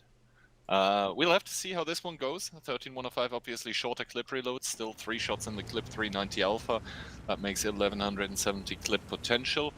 The opening by LTP looking sort of similar to what we saw last time. Noxious Baboon and his VZ obviously trying to get that initial shot onto the people crossing onto the hill. Same for Spartan, but I think the Invul tank's actually slightly too early for him to punish, so no damage taken, unlike the STBs that we saw by Birne. Better opening for Holovnica, I guess, than we saw Birne do, and the triple 113 together with the IS4 driving towards the middle here as well. That is standard openings now already. The IS4 starting to get split off, and I think we're going to see some sort of one-cap commitment / aggression once again. And the IS7 is actually doing the same cross again that we saw him do against Birne. This time, however, doing so unscathed. I mean, you have the IS7 in front of it and the VZ kind of protecting him from fire. If Mentos wants to peek there, that would be a very expensive peek. Lucky could have maybe been able to put in one shot, but also you don't want to trade the 490 versus 440 alpha guns. In the end... And also reaction could have punished as well, probably, with his exactly. CS. In the end, I guess it's better how they did it. It will be interesting to see if they can utilize the light tank as some kind of pressure in the cap circle, as we saw before. The CS that was positioned, I think it was Rexa, in the cap circle behind the trees, simply to spot out there. Zoka moving up now towards Ichas. Once that you're approaching the cap, nothing special so far. One shot of damage taken by Zoka. Second shot coming in from the Super Conch. IS4 now in this aggressive forward position, and we will need to see if the 13105 is able to utilize this building without getting splashed.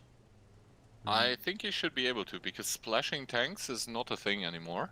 So the HE resets couldn't be coming in. They would need to overpeak onto him. 1470 HP. What's his equipment, by the way? Does he have like a hardening? Turbo, low noise, and stabilizer? Yeah, turbo. Okay. Yeah, so it's the field mods on the 13105 that give you additional HP.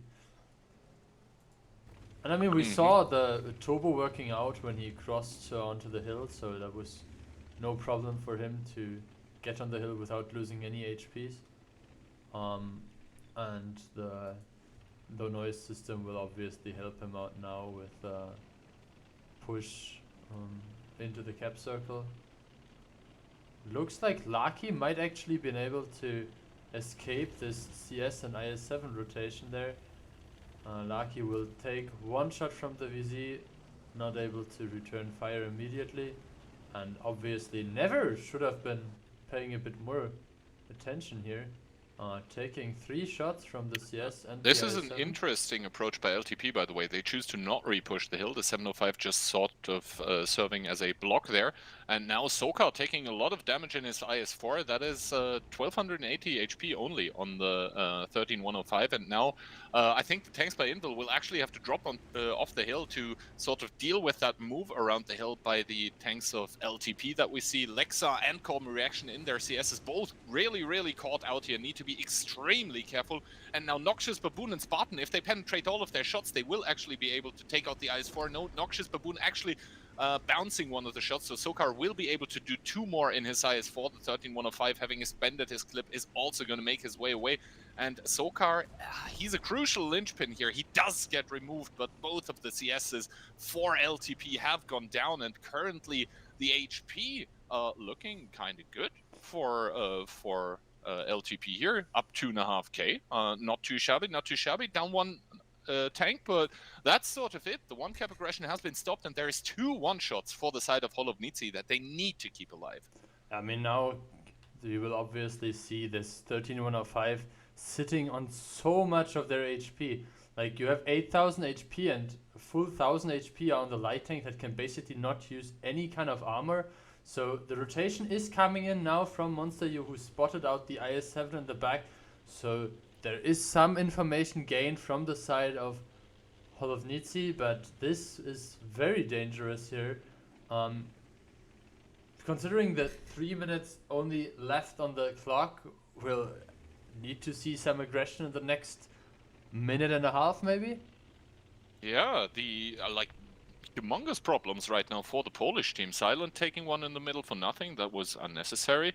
But in the end, still 1500 HP up. 1-cap is not an option because the IS-7 is there currently. And now we see basically the 113 of Lucky getting rotated over. That's 2k HP invested out of the 8k that they still have, together with the 1k from the 13105 and never as the one-shot here. It will just be down to the question if Holovnici will be able to secure crossfires now with the gun advantage that they have. And we see the 13105 now driving down towards the cap. But I think Ishatz should be able to go with his S-Conk above the cap and do that. Lucky now spotted out in the open. That's going to cost him dearly. 1643, actually the VZ from the base, able to put in 2 shots here, 2 crucial ones, down to 1200, and that's going to make it only 7k HP remaining for Holovnici. Tankistador still 2k HP for him, and now Yuzek is going to do the same cross here. That's possibly even able to get farmed by the VZ once again. It should be reloaded. I mean, Lucky will somehow try to pressure the IS-7. Usually what we see is the IS-7 then just moving down, angling towards the K1 position with the ass towards the stone. Yeah, now you can see exactly that.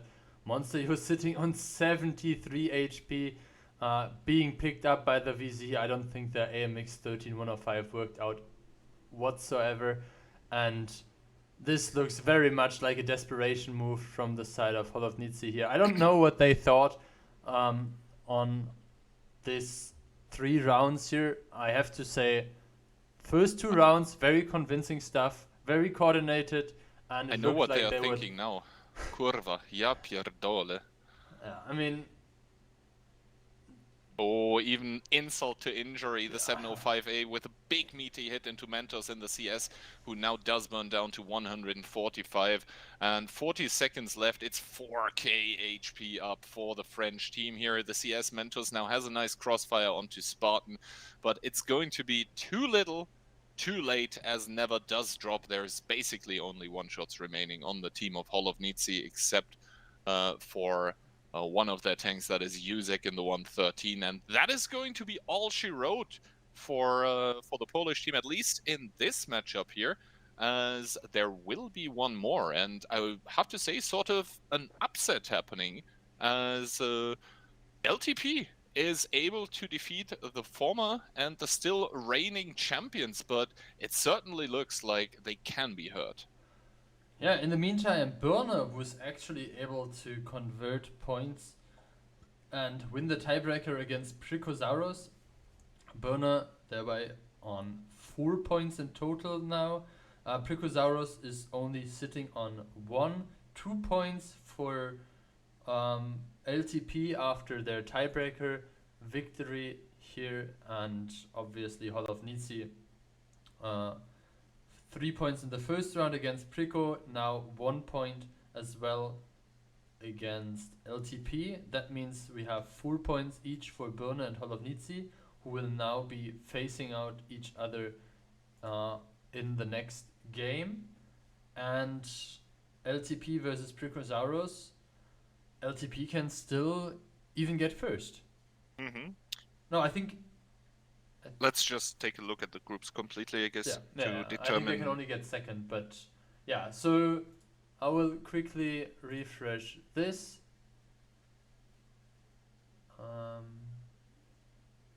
Yeah, they can still get first. Screen capture, that should be the right Actually, thing. nothing is clear in that group yet. So I guess we will jump into the games between one of those teams.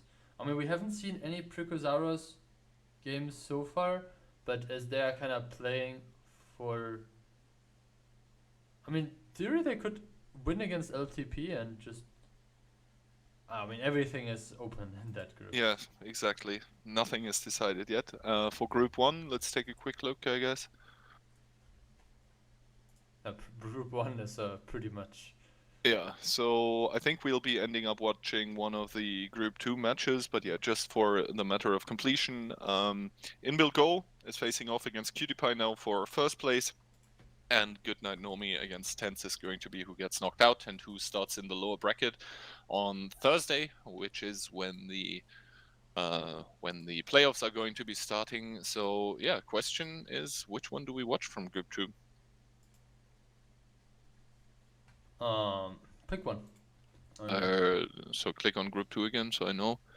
That's Birne versus Hall of Nizzi or LTP versus Pricosaurus. I guess LTP against Pricosaurus, because one of them will probably leave us. Yeah, sure. Then let's do that. Okay, that means we have last round starting in roughly 5 minutes. We will do a short break and then we will be back with the final and deciding matches for you of this group stage.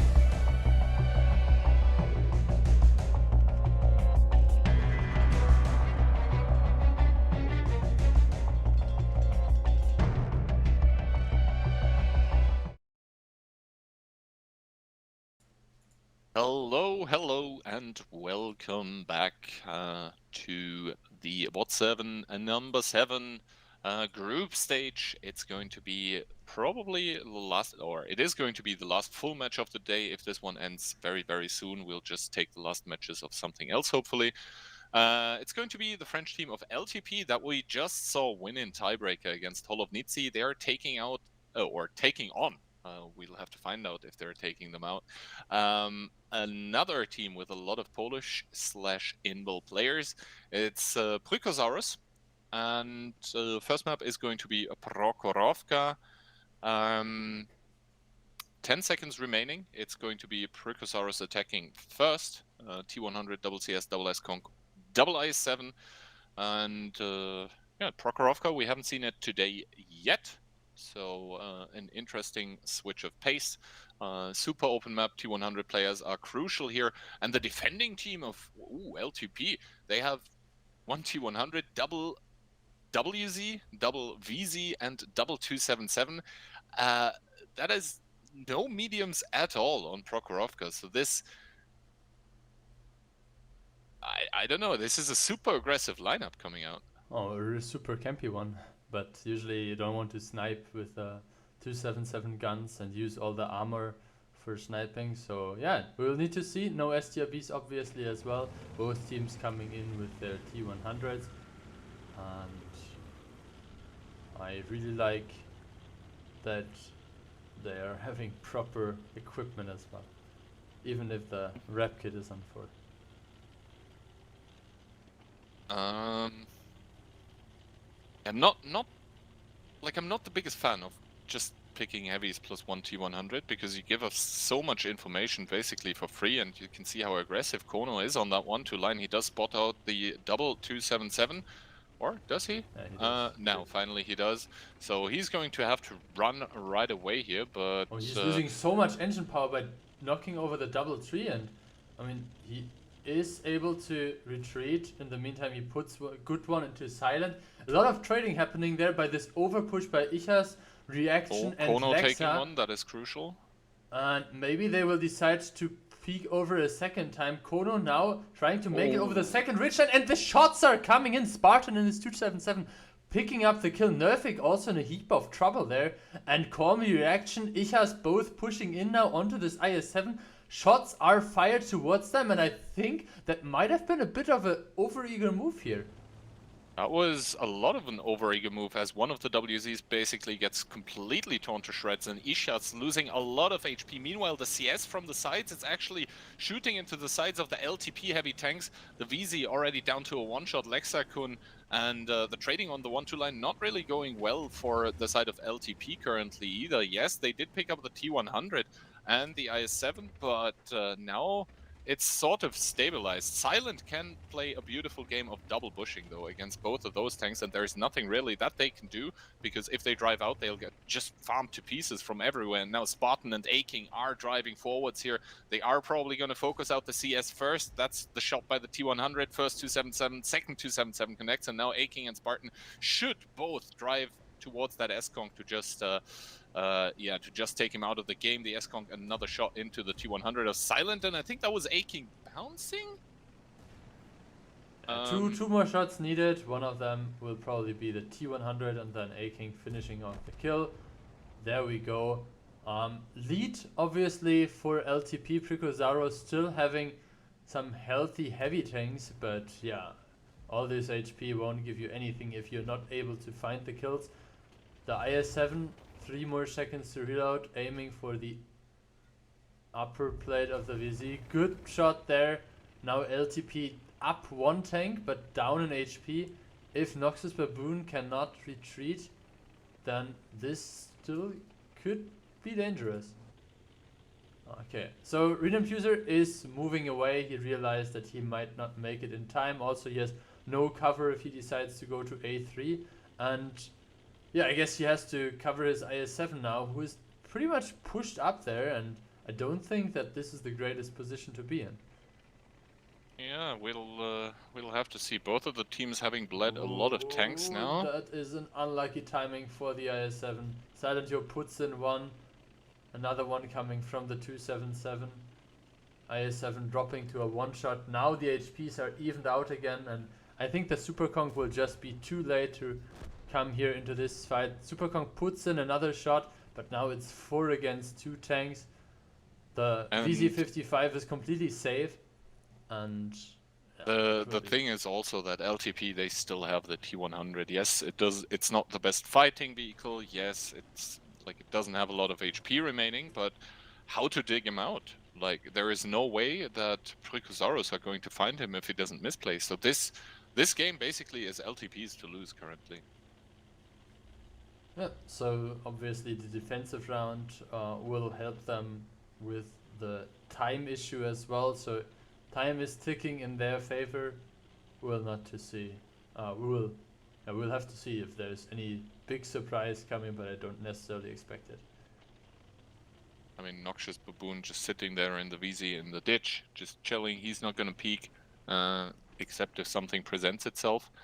And yeah, that is looking very, very good for the side of LTP currently, who are coming off of a 3-game winning streak. So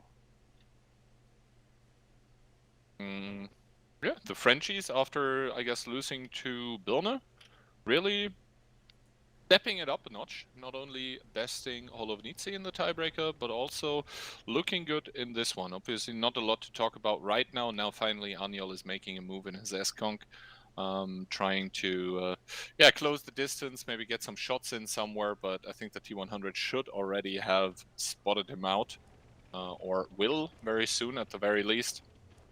Noxious Baboon shouldn't be peeking here, I don't think. He should just wait for the S-Conk to come. Silent probably should be shooting from the side, and yeah, I guess he can still pick up Noxious Baboon, but yeah, Silent already starting to shoot from the side, Aching repositioning, and yeah, there we go. Double shots coming in. The S-Conk does take one by the VZ, does take a second one, even bouncing his first shot, ramming to secure the one shot, but he doesn't get any ramming damage off, and the CS from the backline's able to fire into Aching, but little is it going to matter as the S-Conk with another low roll finally able to take out the VZ, but I don't think the LTP guys are going to care too much, as they can even like just jump over Silent into the ditch, and yeah, there we go. It's going to be Spartan to pick it up, and renamed user. On fire. On fire, yeah. He's got it all cut out for him. 3 tanks, 1841 HP. Killing the ground instead with his shot. So, yeah, Silent with another nice shot into the turret of the CS. 27 HP and a dream remaining. Not gonna happen. Oh, come on, just end it, bro.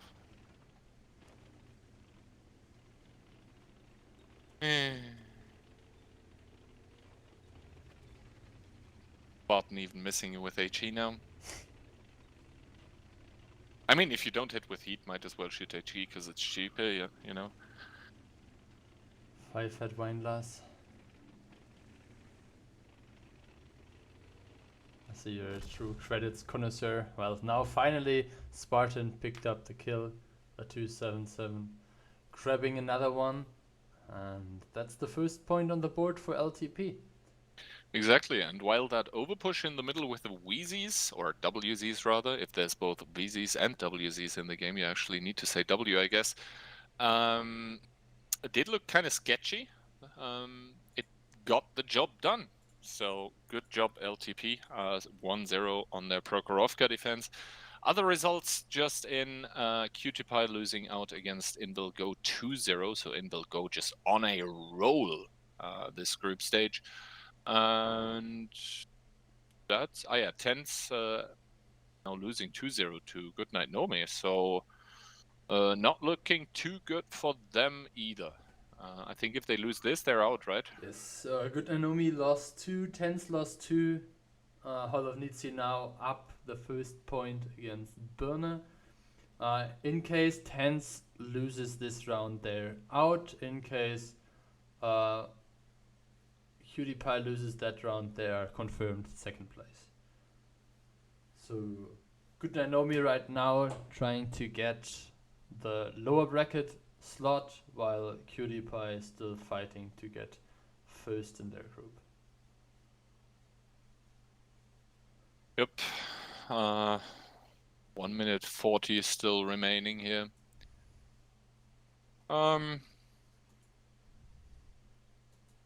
LTP looking better than I expected.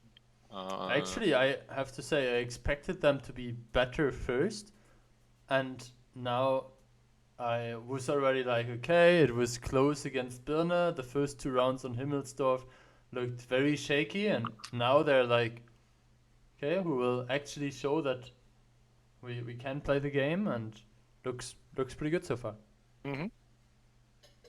So like 3 hours ago, I was saying my prediction is Hollow first, LTP second, Birna third, and Pricosaurus fourth.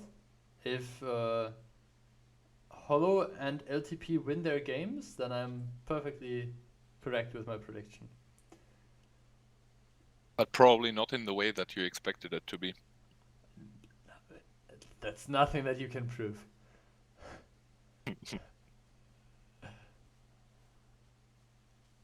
Did I actually start a prediction? Yeah, I did. I mean, talking about predictions, I think it was like 90% of the points being sent towards the... Yeah, I mean, we were joking about Svitman putting 2k points, yeah, but... I think he made like 20k points out of the 2k. Mm-hmm. So if you want investment advice, contact Svitman. And check out his stream. Okay, so... Okay, let's go. Double STRV this time. Playing against Isha's Gorilla. I mean, if there is a Gorilla connoisseur that can judge the situation, that should obviously be you, known to be a dangerous Gorilla 15 players on Runeberg attack defense. Mm-hmm. Mm-hmm. Yeah, the triple IS7, S-Conk, CS, T100 and Gorilla combination facing off against the double STRV, T100, triple S-Conk. Actually, right now you don't see it, but in in-game chat, Ishatz is actually celebrating because apparently they had a bit of a disagreement before the game, and Ishatz's reasoning, if I understand the French correctly, was that with the Gorilla he can actually penetrate the an STRV if it comes into the enemy team, and now he's saying, look, they even brought 2. So I mean, we saw before STRVs being used here in this upper position or here, and if the Grill ends up in this usual sniping position... I mean, this might very well be actually a counterpick to the tactic that Pricosaurus played in the qualies. Was it Pricosaurus playing that as well? I remember think so. There was an IS-7 that was like proxy spotting. I think it was Nerficos in the STRV that got proxied. Yeah. So I think this is sort of a counter, but I think obviously... someone did their homework very well. Silent, good shot here, not even taking one in return. So Kono down to 1,200. And I don't think he was able to really spot out Ichas or Spartan in the back. Silent, I wanted to say carefully pulling back now, but that was not necessarily the most careful way of driving down. Driving back in a calculated manner. Okay, now Spartan being pushed up on the 0 line. Pushing up there, taking the first shot.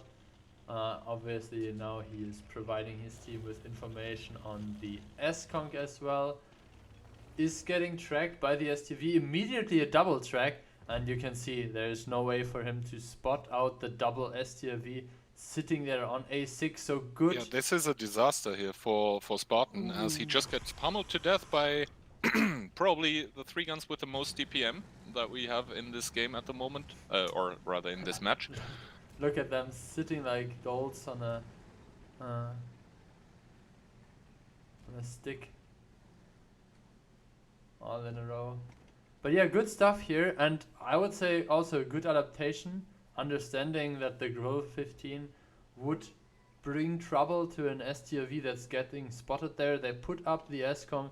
The S-Conk's still on very healthy HP there, and Yeah, that's a significant lead for the defending team, and they need it as they dropped the first round. Yeah, looking good so far. One tank for nothing. Kono sitting there in a bush. Ooh, look at this rotation. The STRV one made it further already. Renamed user in his S-Conk is getting spotted. It looks like Nerficos might have been spotted as well, but he should get unspotted now, and I don't think they can continue with this push. Call Me reaction is now spotted as well. Has to retreat. A-King in his IS-7 turning as well, and this is dire times for the attacking team. Down 3.5k HP already. I'm not sure if they have any chance of letting Noxian Baboon survive for now. Maybe they can blind fire the T100, but we'll need to see how that will go. Yeah, I mean, the IS-7 now come in there as well. Able to provide crossfire if needed. Even A-King in the back there. Nice plane flying by. Even A-King in the back. Just still perma-spatted from that T100. They must be realizing that he's somewhere here, but it's much too late as now the S-Conk is pushed up. Being joined by his buddy. Yes, Lexa from the middle is able to do some shots, but... I mean, it's double the HP at this point. Or nearly double after they took a couple more shots. Yeah, so as good as the first round looked by LTP, this one didn't work out at all. And I don't even think the Gorilla was to blame. Yeah, we'll see. We can take the... take a look at what Ishaz is doing now. I mean, he is currently just facing the IS-7 turret. Yeah, and... the S-Conk here also being able to snipe onto the IS-7, now shielding his buddy behind him on a one-shot. But even with some HP drops here on the defending side, you can see 6,000 HP left. A-King dropping to 500 now. Might actually be picked up by Nerficos in his STRV, who found another angle now. Yeah, this is just he the last dying finds breaths a blind of a... shot onto A-King, picks up the kill, and I think this game, everyone knows the result of that one. Yep, it's going to be 1-1 all even. And yeah, I think it's just up to... good for us, because we'll definitely have 2 rounds of our second map of this round. Obviously, both teams will again have the chance of being in the attacking and defending slot. Wait, if LTP loses 3-1 to Prykosaurus, then they would be out, but if Prykosaurus only takes it... Basically, LTP just needs to make it to tiebreaker, right? Because then they have 4, and yes. Pryko cannot get 3 anymore. Yes, that's correct. But depending on the other game, LTP is still fighting for upper bracket. Because LTP was able to get a point against Burner. So they're still not necessarily out. So LTP is basically hoping that that Invil will... I mean, it kind of depends. If they win 3-1, they're hoping for Invil to win 3-1 as well. Because they could... Or 3-2 even. I mean, they have the direct comparison against Invil. I just forgot about that one. In the end, it doesn't really matter. We will watch all the games and then we will take a look at how it goes. Exactly. So now Silent, the last tank remaining, does get another connection into the IS-7, but gets spotted in return. The IS-7 bouncing on the T100, and Kono missing as well. So ducking and diving and weaving right now for the T100, working out, but yeah, I think it's just Silent playing around with the time, just giving his team a bit more time to think about what they'll do on the next map. Does get the outspot onto Kono, should get the shot as he does, but Kono gets the kill instead. So yeah, 1-1 all even after 2 games here. Both of the teams able to convert their defense. And we will go to Steps, which is another map that we haven't seen today, so we'll need to see what the teams have prepared for this map. So Poggy Woggy, steps we go. Other results, Cutie Pie able to put a round on the board against Intel Go. And that is all the new results that we have. I mean, 7,500 spotting for the T100. The STRV is paying out dividends here. And yeah, you saw the first IS-7 Spartan running into it. I think the S-Kong should have received the spotting for that. Yeah, here the S-Kong on that side, 2,300 spotting.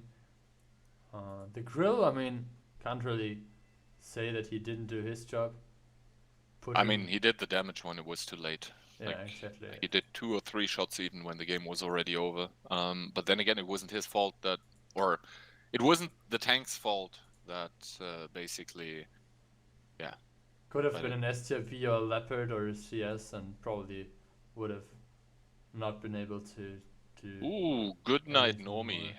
3-0 stomp. So we have to say goodbye to Tens that I think got rolled by multiple teams today. I think Tens started with a 1-0 on the defense against Cutie Pie on Muruvanka, and then lost the 3 rounds in a row. So they were up 1-0 and went to 1-3. Now they are 0-9. Yeah, and now they're 1-9.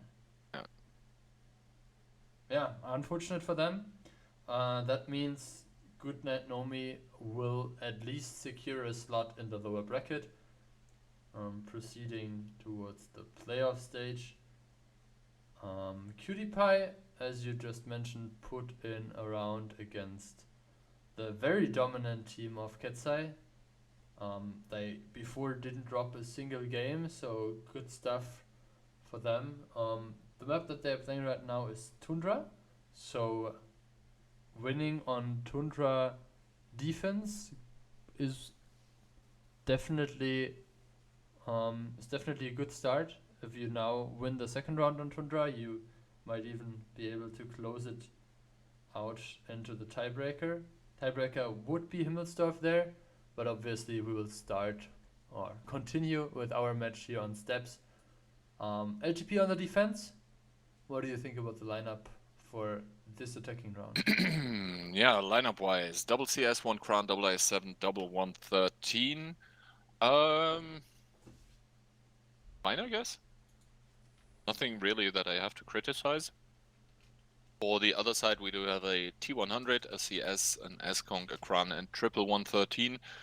So neither team going with like Badger or STRV shenanigans, just straight up combat tanks. Obviously, the spotting advantage slightly going over to LTP, while the gun advantage in turn goes over to Prykosaurus. But that's really about it. This means that the double CS from Prykosaurus can be very aggressive if they choose to do so, because they will win out the 2v2 against the CS and the T100. But obviously the T100 is supposed to prevent that by just gathering the information early. Interesting to see as well that the light tank players with an LTP are rotating. Previous round on Prokhorovka, Silent was playing the light tank and Spartan was the IS-7. So this time the light tank will be played by a different player. Usually like...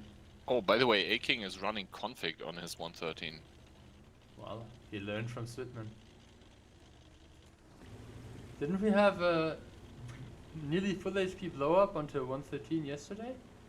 No, that was the E5 1500 on mines. The one on Himmelsdorf was like 800 only. Oh, okay. I mean, only. Yeah, it's still a 2-shot, but yeah.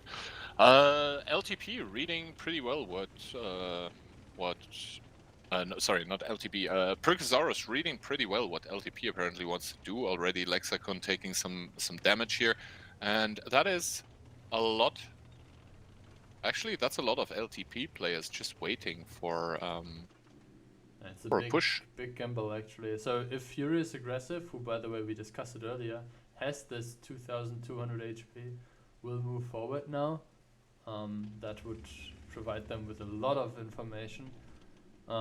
keeping in mind we can see much more than they can do, so they currently only have the information, the 2 tanks that were spotted already. The Kranwagen gets spotted again, the CS that was spotted earlier, and yeah, very dangerous to just drive in there if you don't see where the remaining 113s are. Okay, S-Conk is spotted as well, so 4 tanks were spotted on the other side, and I guess sooner or later he will get the instructions to drive up with his body that is just joining on H2. I mean, they know already that they have Lexicon down to 1200 HP, so that 2v2 that I mentioned has not grown better for LTP, simply because they're missing HP on the medium now, and those CSs, I guess they are going to start feeling out the waters here in the north. If they could secure the A2, A3 position, that would be huge, obviously. But yeah, they don't know that everyone by LTP is in the east, so that is why they're being so hesitant about it right now. There's also some sort of movement going on in the south. A second IS-7 getting rotated towards the inside. I'm not sure if the T100 does see that. Currently not. So that is a lot of map control gained for the side of Turkosaurus. Now Christian was spotted by the T100. But the T100 obviously doesn't want to fire here because he would reveal his location, and it is a huge asset to LTP, who are now losing HP on Silent even in the Kran. I guess trading with Flawless. I have to say, they really need to be careful now that they get a decent timing on a potential overpush here, because the Kranwagen just finished reloading the full clip again. There are 2 113s in the back, and the IS-7s can push up as well. The cross is not spotted yet. Flawless has to be careful that he's not just getting overpushed without noticing. First shot into the side of the 113, not ending up dealing any damage. Good further shooting. There even was some sort of HE shot onto Aking, but yeah, the 113s obviously are going to start dealing the damage, dealing the hurt here now. But that is still a lot of tanks here by the side of LTP that are not dead yet. Aking so far able to stay alive. And now Aniol and Kono are actually the ones getting collapsed upon. Aniol, the focus of the fire here, down to 270 HP. Wants to pick up that Kranos Silent, does not get the sufficient high roll for it. Kono, meanwhile, looking for the pickup onto Aking. Does get it.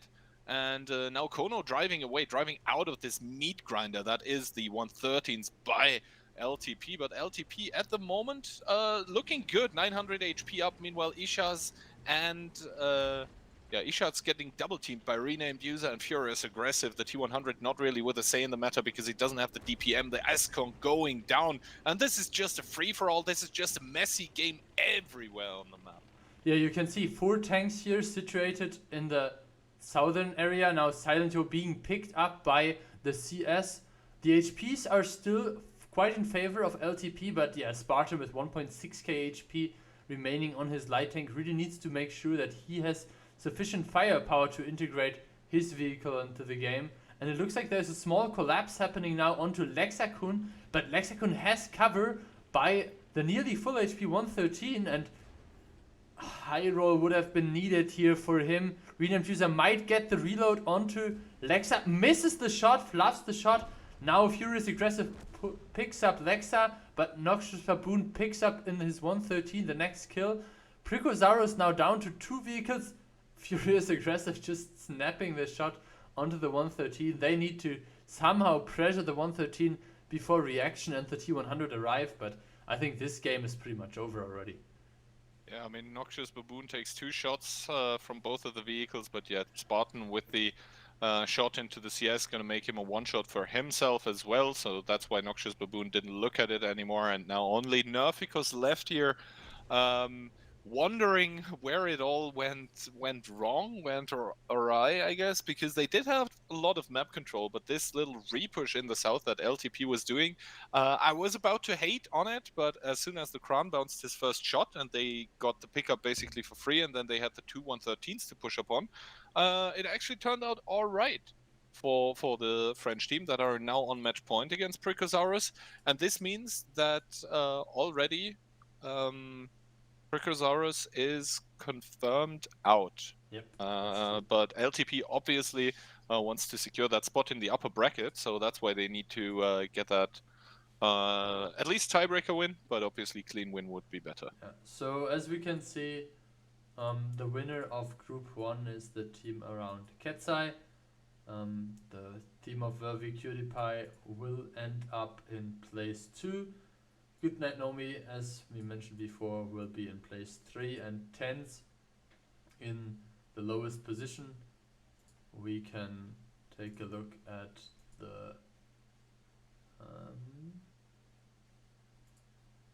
the Group 1 results already.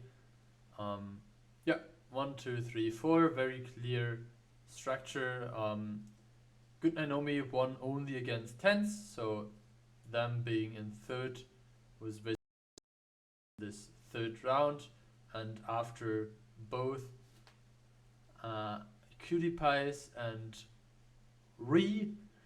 how I will call them now because I'm annoyed by the name, Invigo winning their first 2 rounds, there was a clear 3-1 victory on Tundra now, and the first place was secured.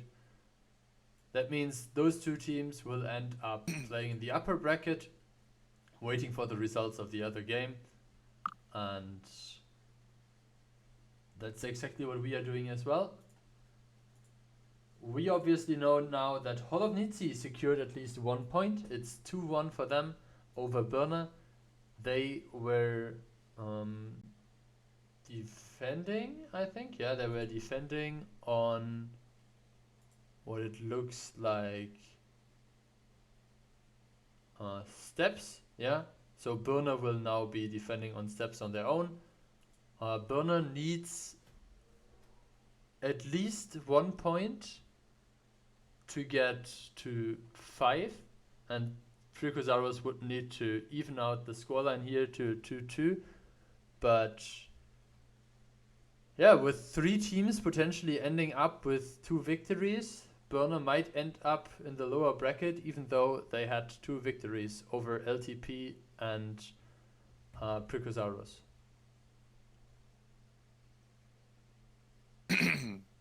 Okay, 3 seconds remaining. It's going to be steps. Once again, we do see a Badger coming out, T100, Triple S Conk, Double Crown. Very hold-down oriented lineup. And for the side of 3px/LTP, we have 1T100 as well, Leopard, I hate the choice, CS63, Kran, WoT7, and the 113. Yeah, I mean, with a Leopard, it's more like that you hate the choice, not hate the tank. Not like an STB, for instance. But I have to agree, it will be really hard with those 2 mediums and the T100 to dig out all those hull-down power on the side of Precosaurus. So I'm looking forward for what they have prepared. I really liked, I think it was the Burner team, their idea of digging out the Badger by having a was it an STRV? Yeah, I think it was an STRV on C1. I think the Leopard will not have enough penetration for that. The STRV obviously a bit stronger APCR shells than the medium tank here, but very interesting opening. Everyone basically going towards this side of the map, and the Kranwagen should be able to spot out immediately. He did see one of the enemy Krans, sees the CS now, sees the 113, sees the IS-7, so Flawless having all the information that he could ever want. Not sure if he can still run here. I think he should just make his stand. Oh, actually, I like his decision making, even though he's going to pay some stuff for the cross here. This means that he, in the end, is gonna stay alive. So good decision by Flawless. The question is, how long is he going to... Lexa taking 2 shots already, and I guess now the 113 will try to dig out the Badger there, but I guess that was already identified as taking too long. Anjol should be able to cover his body in the Kranwagen there in case A-King wants to overpeak. And look at this Badger DPM. Another shot went into Lexa. 541. Important to notice is that if Lexa makes it across there, which isn't necessarily the case, he could have tried to approach Flawless, but Flawless, very good situational awareness here, turned his turret and put good shots into the back of this IS-7. Good stuff here coming out from Pricosauros, and it looks like we have another rotation happening on the side of LTP. Meanwhile, Kono in the south pushed up very, very fast. Sees that rotation coming in by LTP. Immediately decides to bail. Correct decision, in my opinion. The Kran is going to be able to go to that K9 corner, but does he even want to go like K9, K0? Because yes, it's a strong position, and like you will get 2 clips off, I guess, but there's no one really to support apart from the T100. Yeah, the S-Kongs only need to drive to like EF9 to get shots, and I think the complete northern area with the Badger still being unpushed and full HP is pretty much a stalemate. Yeah, but I really have to commend Flawless for his decision to drive over to where he is now. Definitely that was really, really, really good. So good stuff. Flawless decision making. Yeah, I was trying to steer clear of that one, but good thing you did it.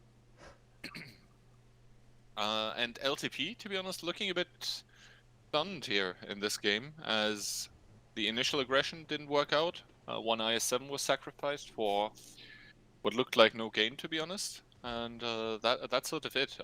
One big hit going into Noxious Baboon, the second one not connecting by the Kran. The third one does connect, so Noxious Baboon bleeding on the other side as well. Oh, also, Spartak was picked up in his T100 Light. That's obviously an important tank to normally keep in the game, now to lose. So the 113 trying to approach through this middle area, maybe find another angle onto the Kranwagen now.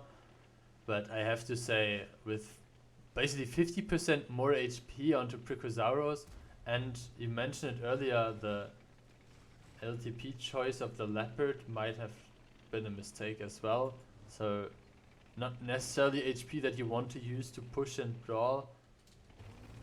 Dire times. Yeah, indeed. Now the 113, he was already spotted going towards the middle. The Kranwagen Flawless overextending a bit, I would say. But yeah, the problem is that he needs to start trading here, as the 113 now has him completely in the open. He does straight one shot back. The 113, is he going? Oh, he bounced on the turret. Yeah, he tried so hard, but yeah, Noxious Baboon able to pick up that Kranwagen. But to be honest, that should have been a kill that should have happened like earlier and with less losses. So yeah, now they have Noxious Baboon in the middle on one shot. I guess they got one kill here. But yeah, now they're, I think, trying to, like, I don't even know what they're doing in C1 with that IS-7 and the CS. The T100 getting a juicy shot into the 113, reducing him to a mere 37. So now the 113 needs to turn around, but obviously if the T100 gets a good shot into the lower plate with AP, he should be able to finish it off. And Reaction, just take one shot and push him. Reaction now attempting the same cross that the IS-7 did, taking one shot, taking two for his troubles. The Badger in turn getting penetrated. I think Reaction makes it up, or he doesn't even want to.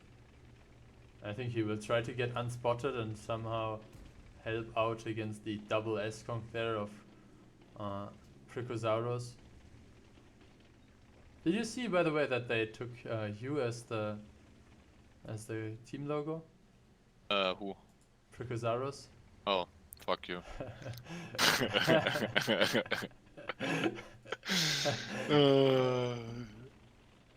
Yeah, Reaction taking another shot, and I mean it's 6 versus 4 vehicles. It's a light tank against no light tank. Ishas is probably trying his best to get some more damage, but he is holding significant share of the LTP HP bar, and yeah, I don't really see that happening. Well, Reaction taking another two. I think the T100 just got a shot in. And I think he needs to be even careful if he overpeaks here that the S-Conk with Furious Aggressive or the Badger with Chrisson don't pick him up. That being said, Chrisson pays attention, kills reaction, and that is 3 tanks remaining for the French lineup here. I think it's safe to say we're headed to tiebreak. Or? No, tiebreak. Yeah, that's good for Burner. If Burner manages to close out their defensive round on the second map, they are securing a point as well. They were already a point up over LTP because of the direct comparison. If LTP wins 3-2 and Burner loses 3-2, they're even in points, but Burner will be first because of the direct comparison. So Precozauros basically playing not for themselves because they're out anyway, but for Burner right now. Yes, and they're also playing for a good showing here in the group stage because they don't want to be remembered as a team that basically went out without a chance, out without a fight. So now Nerficus is going to start unloading onto Silent, and Silent, I guess, was baiting. He's gonna get the kill. Seems to be reloading now though, so he was just hoping for that T100 to make a mistake. Which is exactly what happened, and nice one by Nerficus, avoiding the gun with the heat, getting one into E-shots, getting a second one into E-shots, and this is going to be all she wrote for this game number 4. I have to say, are headed this to tiebreaker. Leopard was really an issue for the attacking team.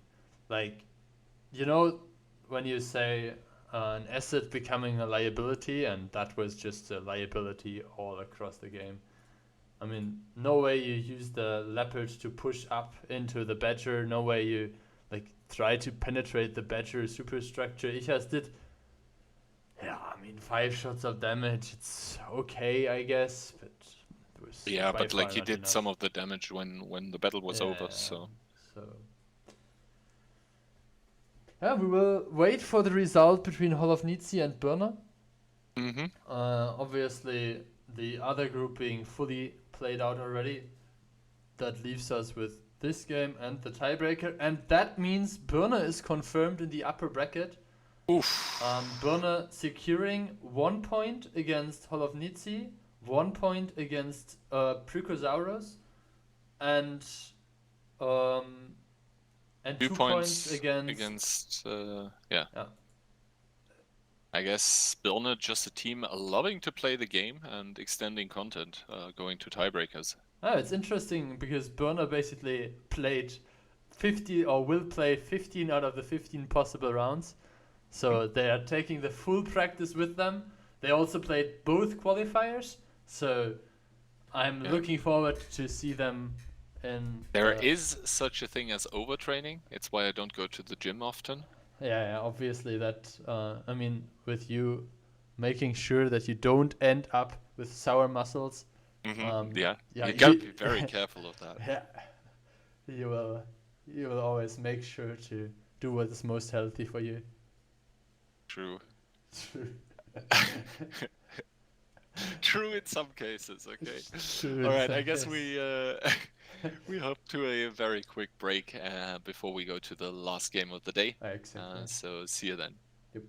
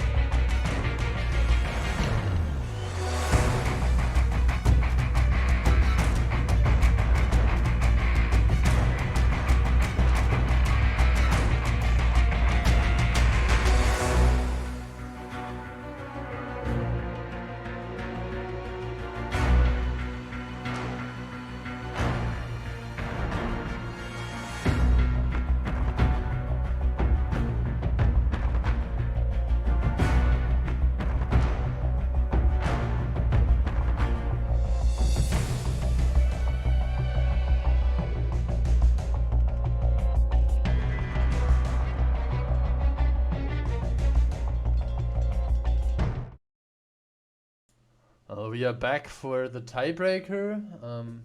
Himmelsdorf is the map on which this will be, well, find an end. Precursaurus on the defense against LTP, Hall of Nietzsche on the defense against Birne, both having current scoreline of 2-2. I just discussed it with Keyhand already.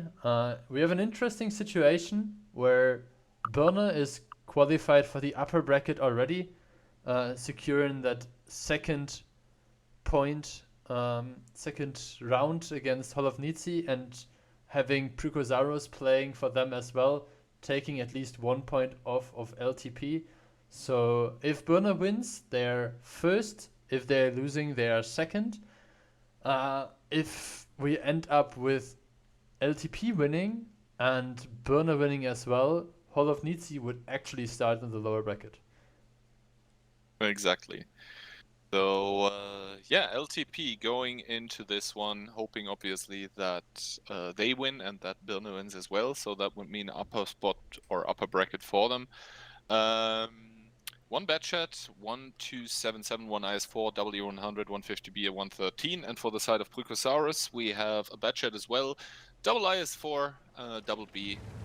And wait, no. Oh, oops, I confused it. I think you anyway, read the same lineup. Because because once I read it from the one screen and once from the other screen, and for them the sides are changed. Anyway, double E100 for the French team, and neither of them has field mods.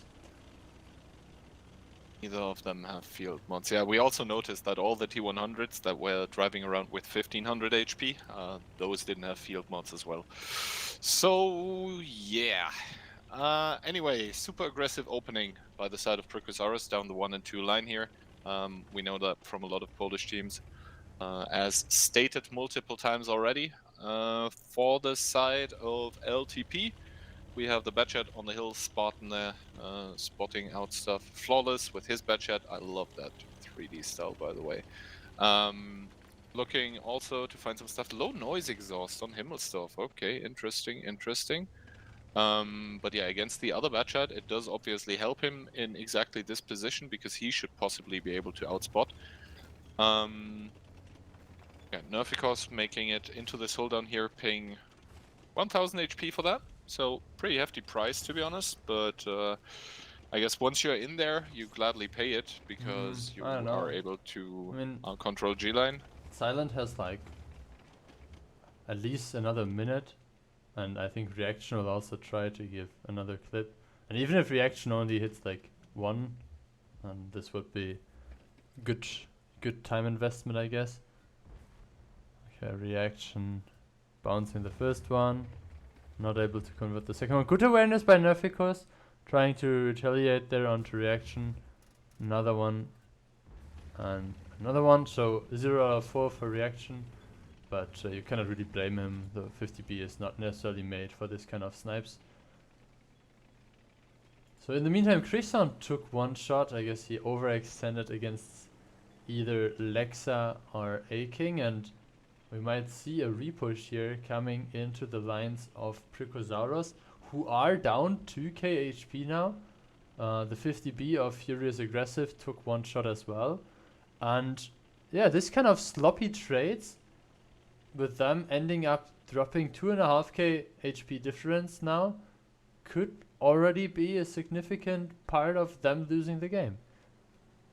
Yeah, Precursaurus already bleeding quite a lot, and LTP on the other hand, they seem to be wanting to do not the same trick again that they did before. Basically, Spartan and LTP and Flawless exchanging spots here. But yeah, they seem to again. Oh my god, man. Spartan, why you gotta do a homie dirty like this? Anyway, he does start the cap, and now that 50B and 113 in the courtyard are actually the curious tanks that we should be watching, because Reaction and A-King are there, and they are starting to clip out onto the IS4. Nerficos taking a second one from Reaction, taking a third one, getting double tracked here, and taking the fourth. Able to get one more shot into Reaction, so he's going to be happy about that one, but yeah, Reaction obviously reloading now. And Lexa is going to be the one to pick it up here, possibly. Oh, bounces the shot, though. Bounces it, and those shots are so crucial. Pays 850, pays 1600 damage for that reaction. Now also getting caught in between a rock and a hard place. Reaction now. Amorek cannot even reverse because behind him the Batchat is probably waiting. Does it anyway now. Takes a shot from the IS-4, but yeah, that Amorek is... that is not the timing that he wanted for that one. Lexicon now also has to reverse in his E100, and yeah, Reaction is reloaded, fighting against Aniol. Meanwhile, Flawless against Spartan in their batchets, respectively. But right now, LTP, they do have a bit more HP, I believe. Yeah, I mean, now Nuffic was finally picked up by the Noxious Baboon. Icha's now closing in his IS-4, trying to get the rare of Christian there. They kind of separated him, so this IS-4 is dropping now. On the other hand, obviously, Spartak is being tagged now by multiple tanks. Silent Yo has to retreat immediately. 4 tanks against 6. Kono is dropping to a one-shot as well. Renamed user in his 50B took another hit. Kind of unnecessary there. Christian is somehow still alive. Looks like Team LTP with some issues here penetrating IS-4s. Maybe go back to a training room.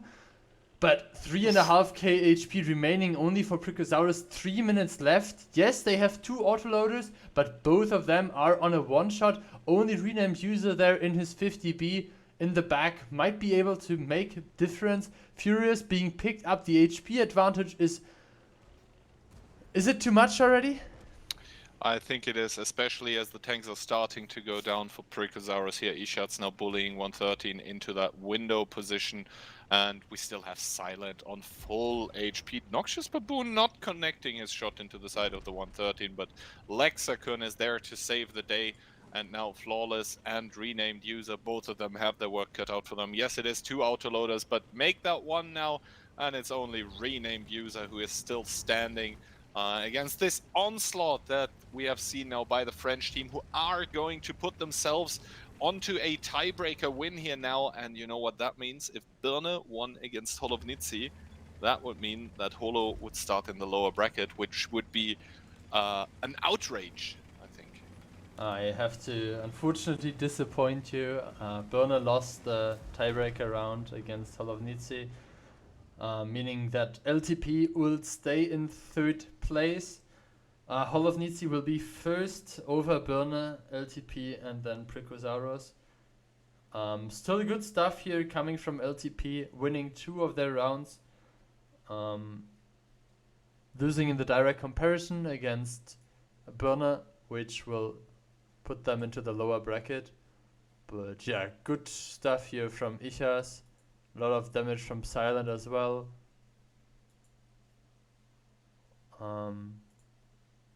A-King ending up getting flanked by the Batchat. Bit unfortunate for him. Full clip by the Batchat. Reaction. I mean, let's forget about this. This was sniping on the IS-4. So yeah, I guess despite some penetration issues, 3PX or LTP able to get the win here. I guess let's take one last look at the groups, and then we'll end it for today. Yeah, so...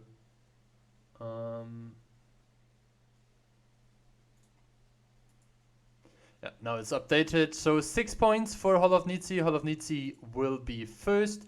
Birne in 2nd place. LTP in 3rd because of the direct comparison, and Pricosaurus in 4th.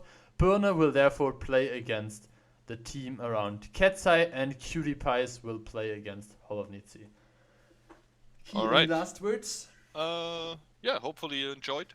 Please do tune in on Thursday and Friday at 6 p.m. CEST on the official channel twitch.tv/worldoftanksde, where if you don't have enough of me already, I'll be covering the whole thing in English. Otherwise, there will be also CCs casting and covering in their respective languages. There'll be Twitch drops. There'll be awesome other people with me on the stream casting, analyzing, while Phil is going to do everything behind the scenes. So yeah, please be sure to tune in then, and have a wonderful rest of the Sunday. It's good that you promoted the German channel, but yeah, on the World of Tanks channel you will find all the information on the portal as well. Have a great evening and see you guys.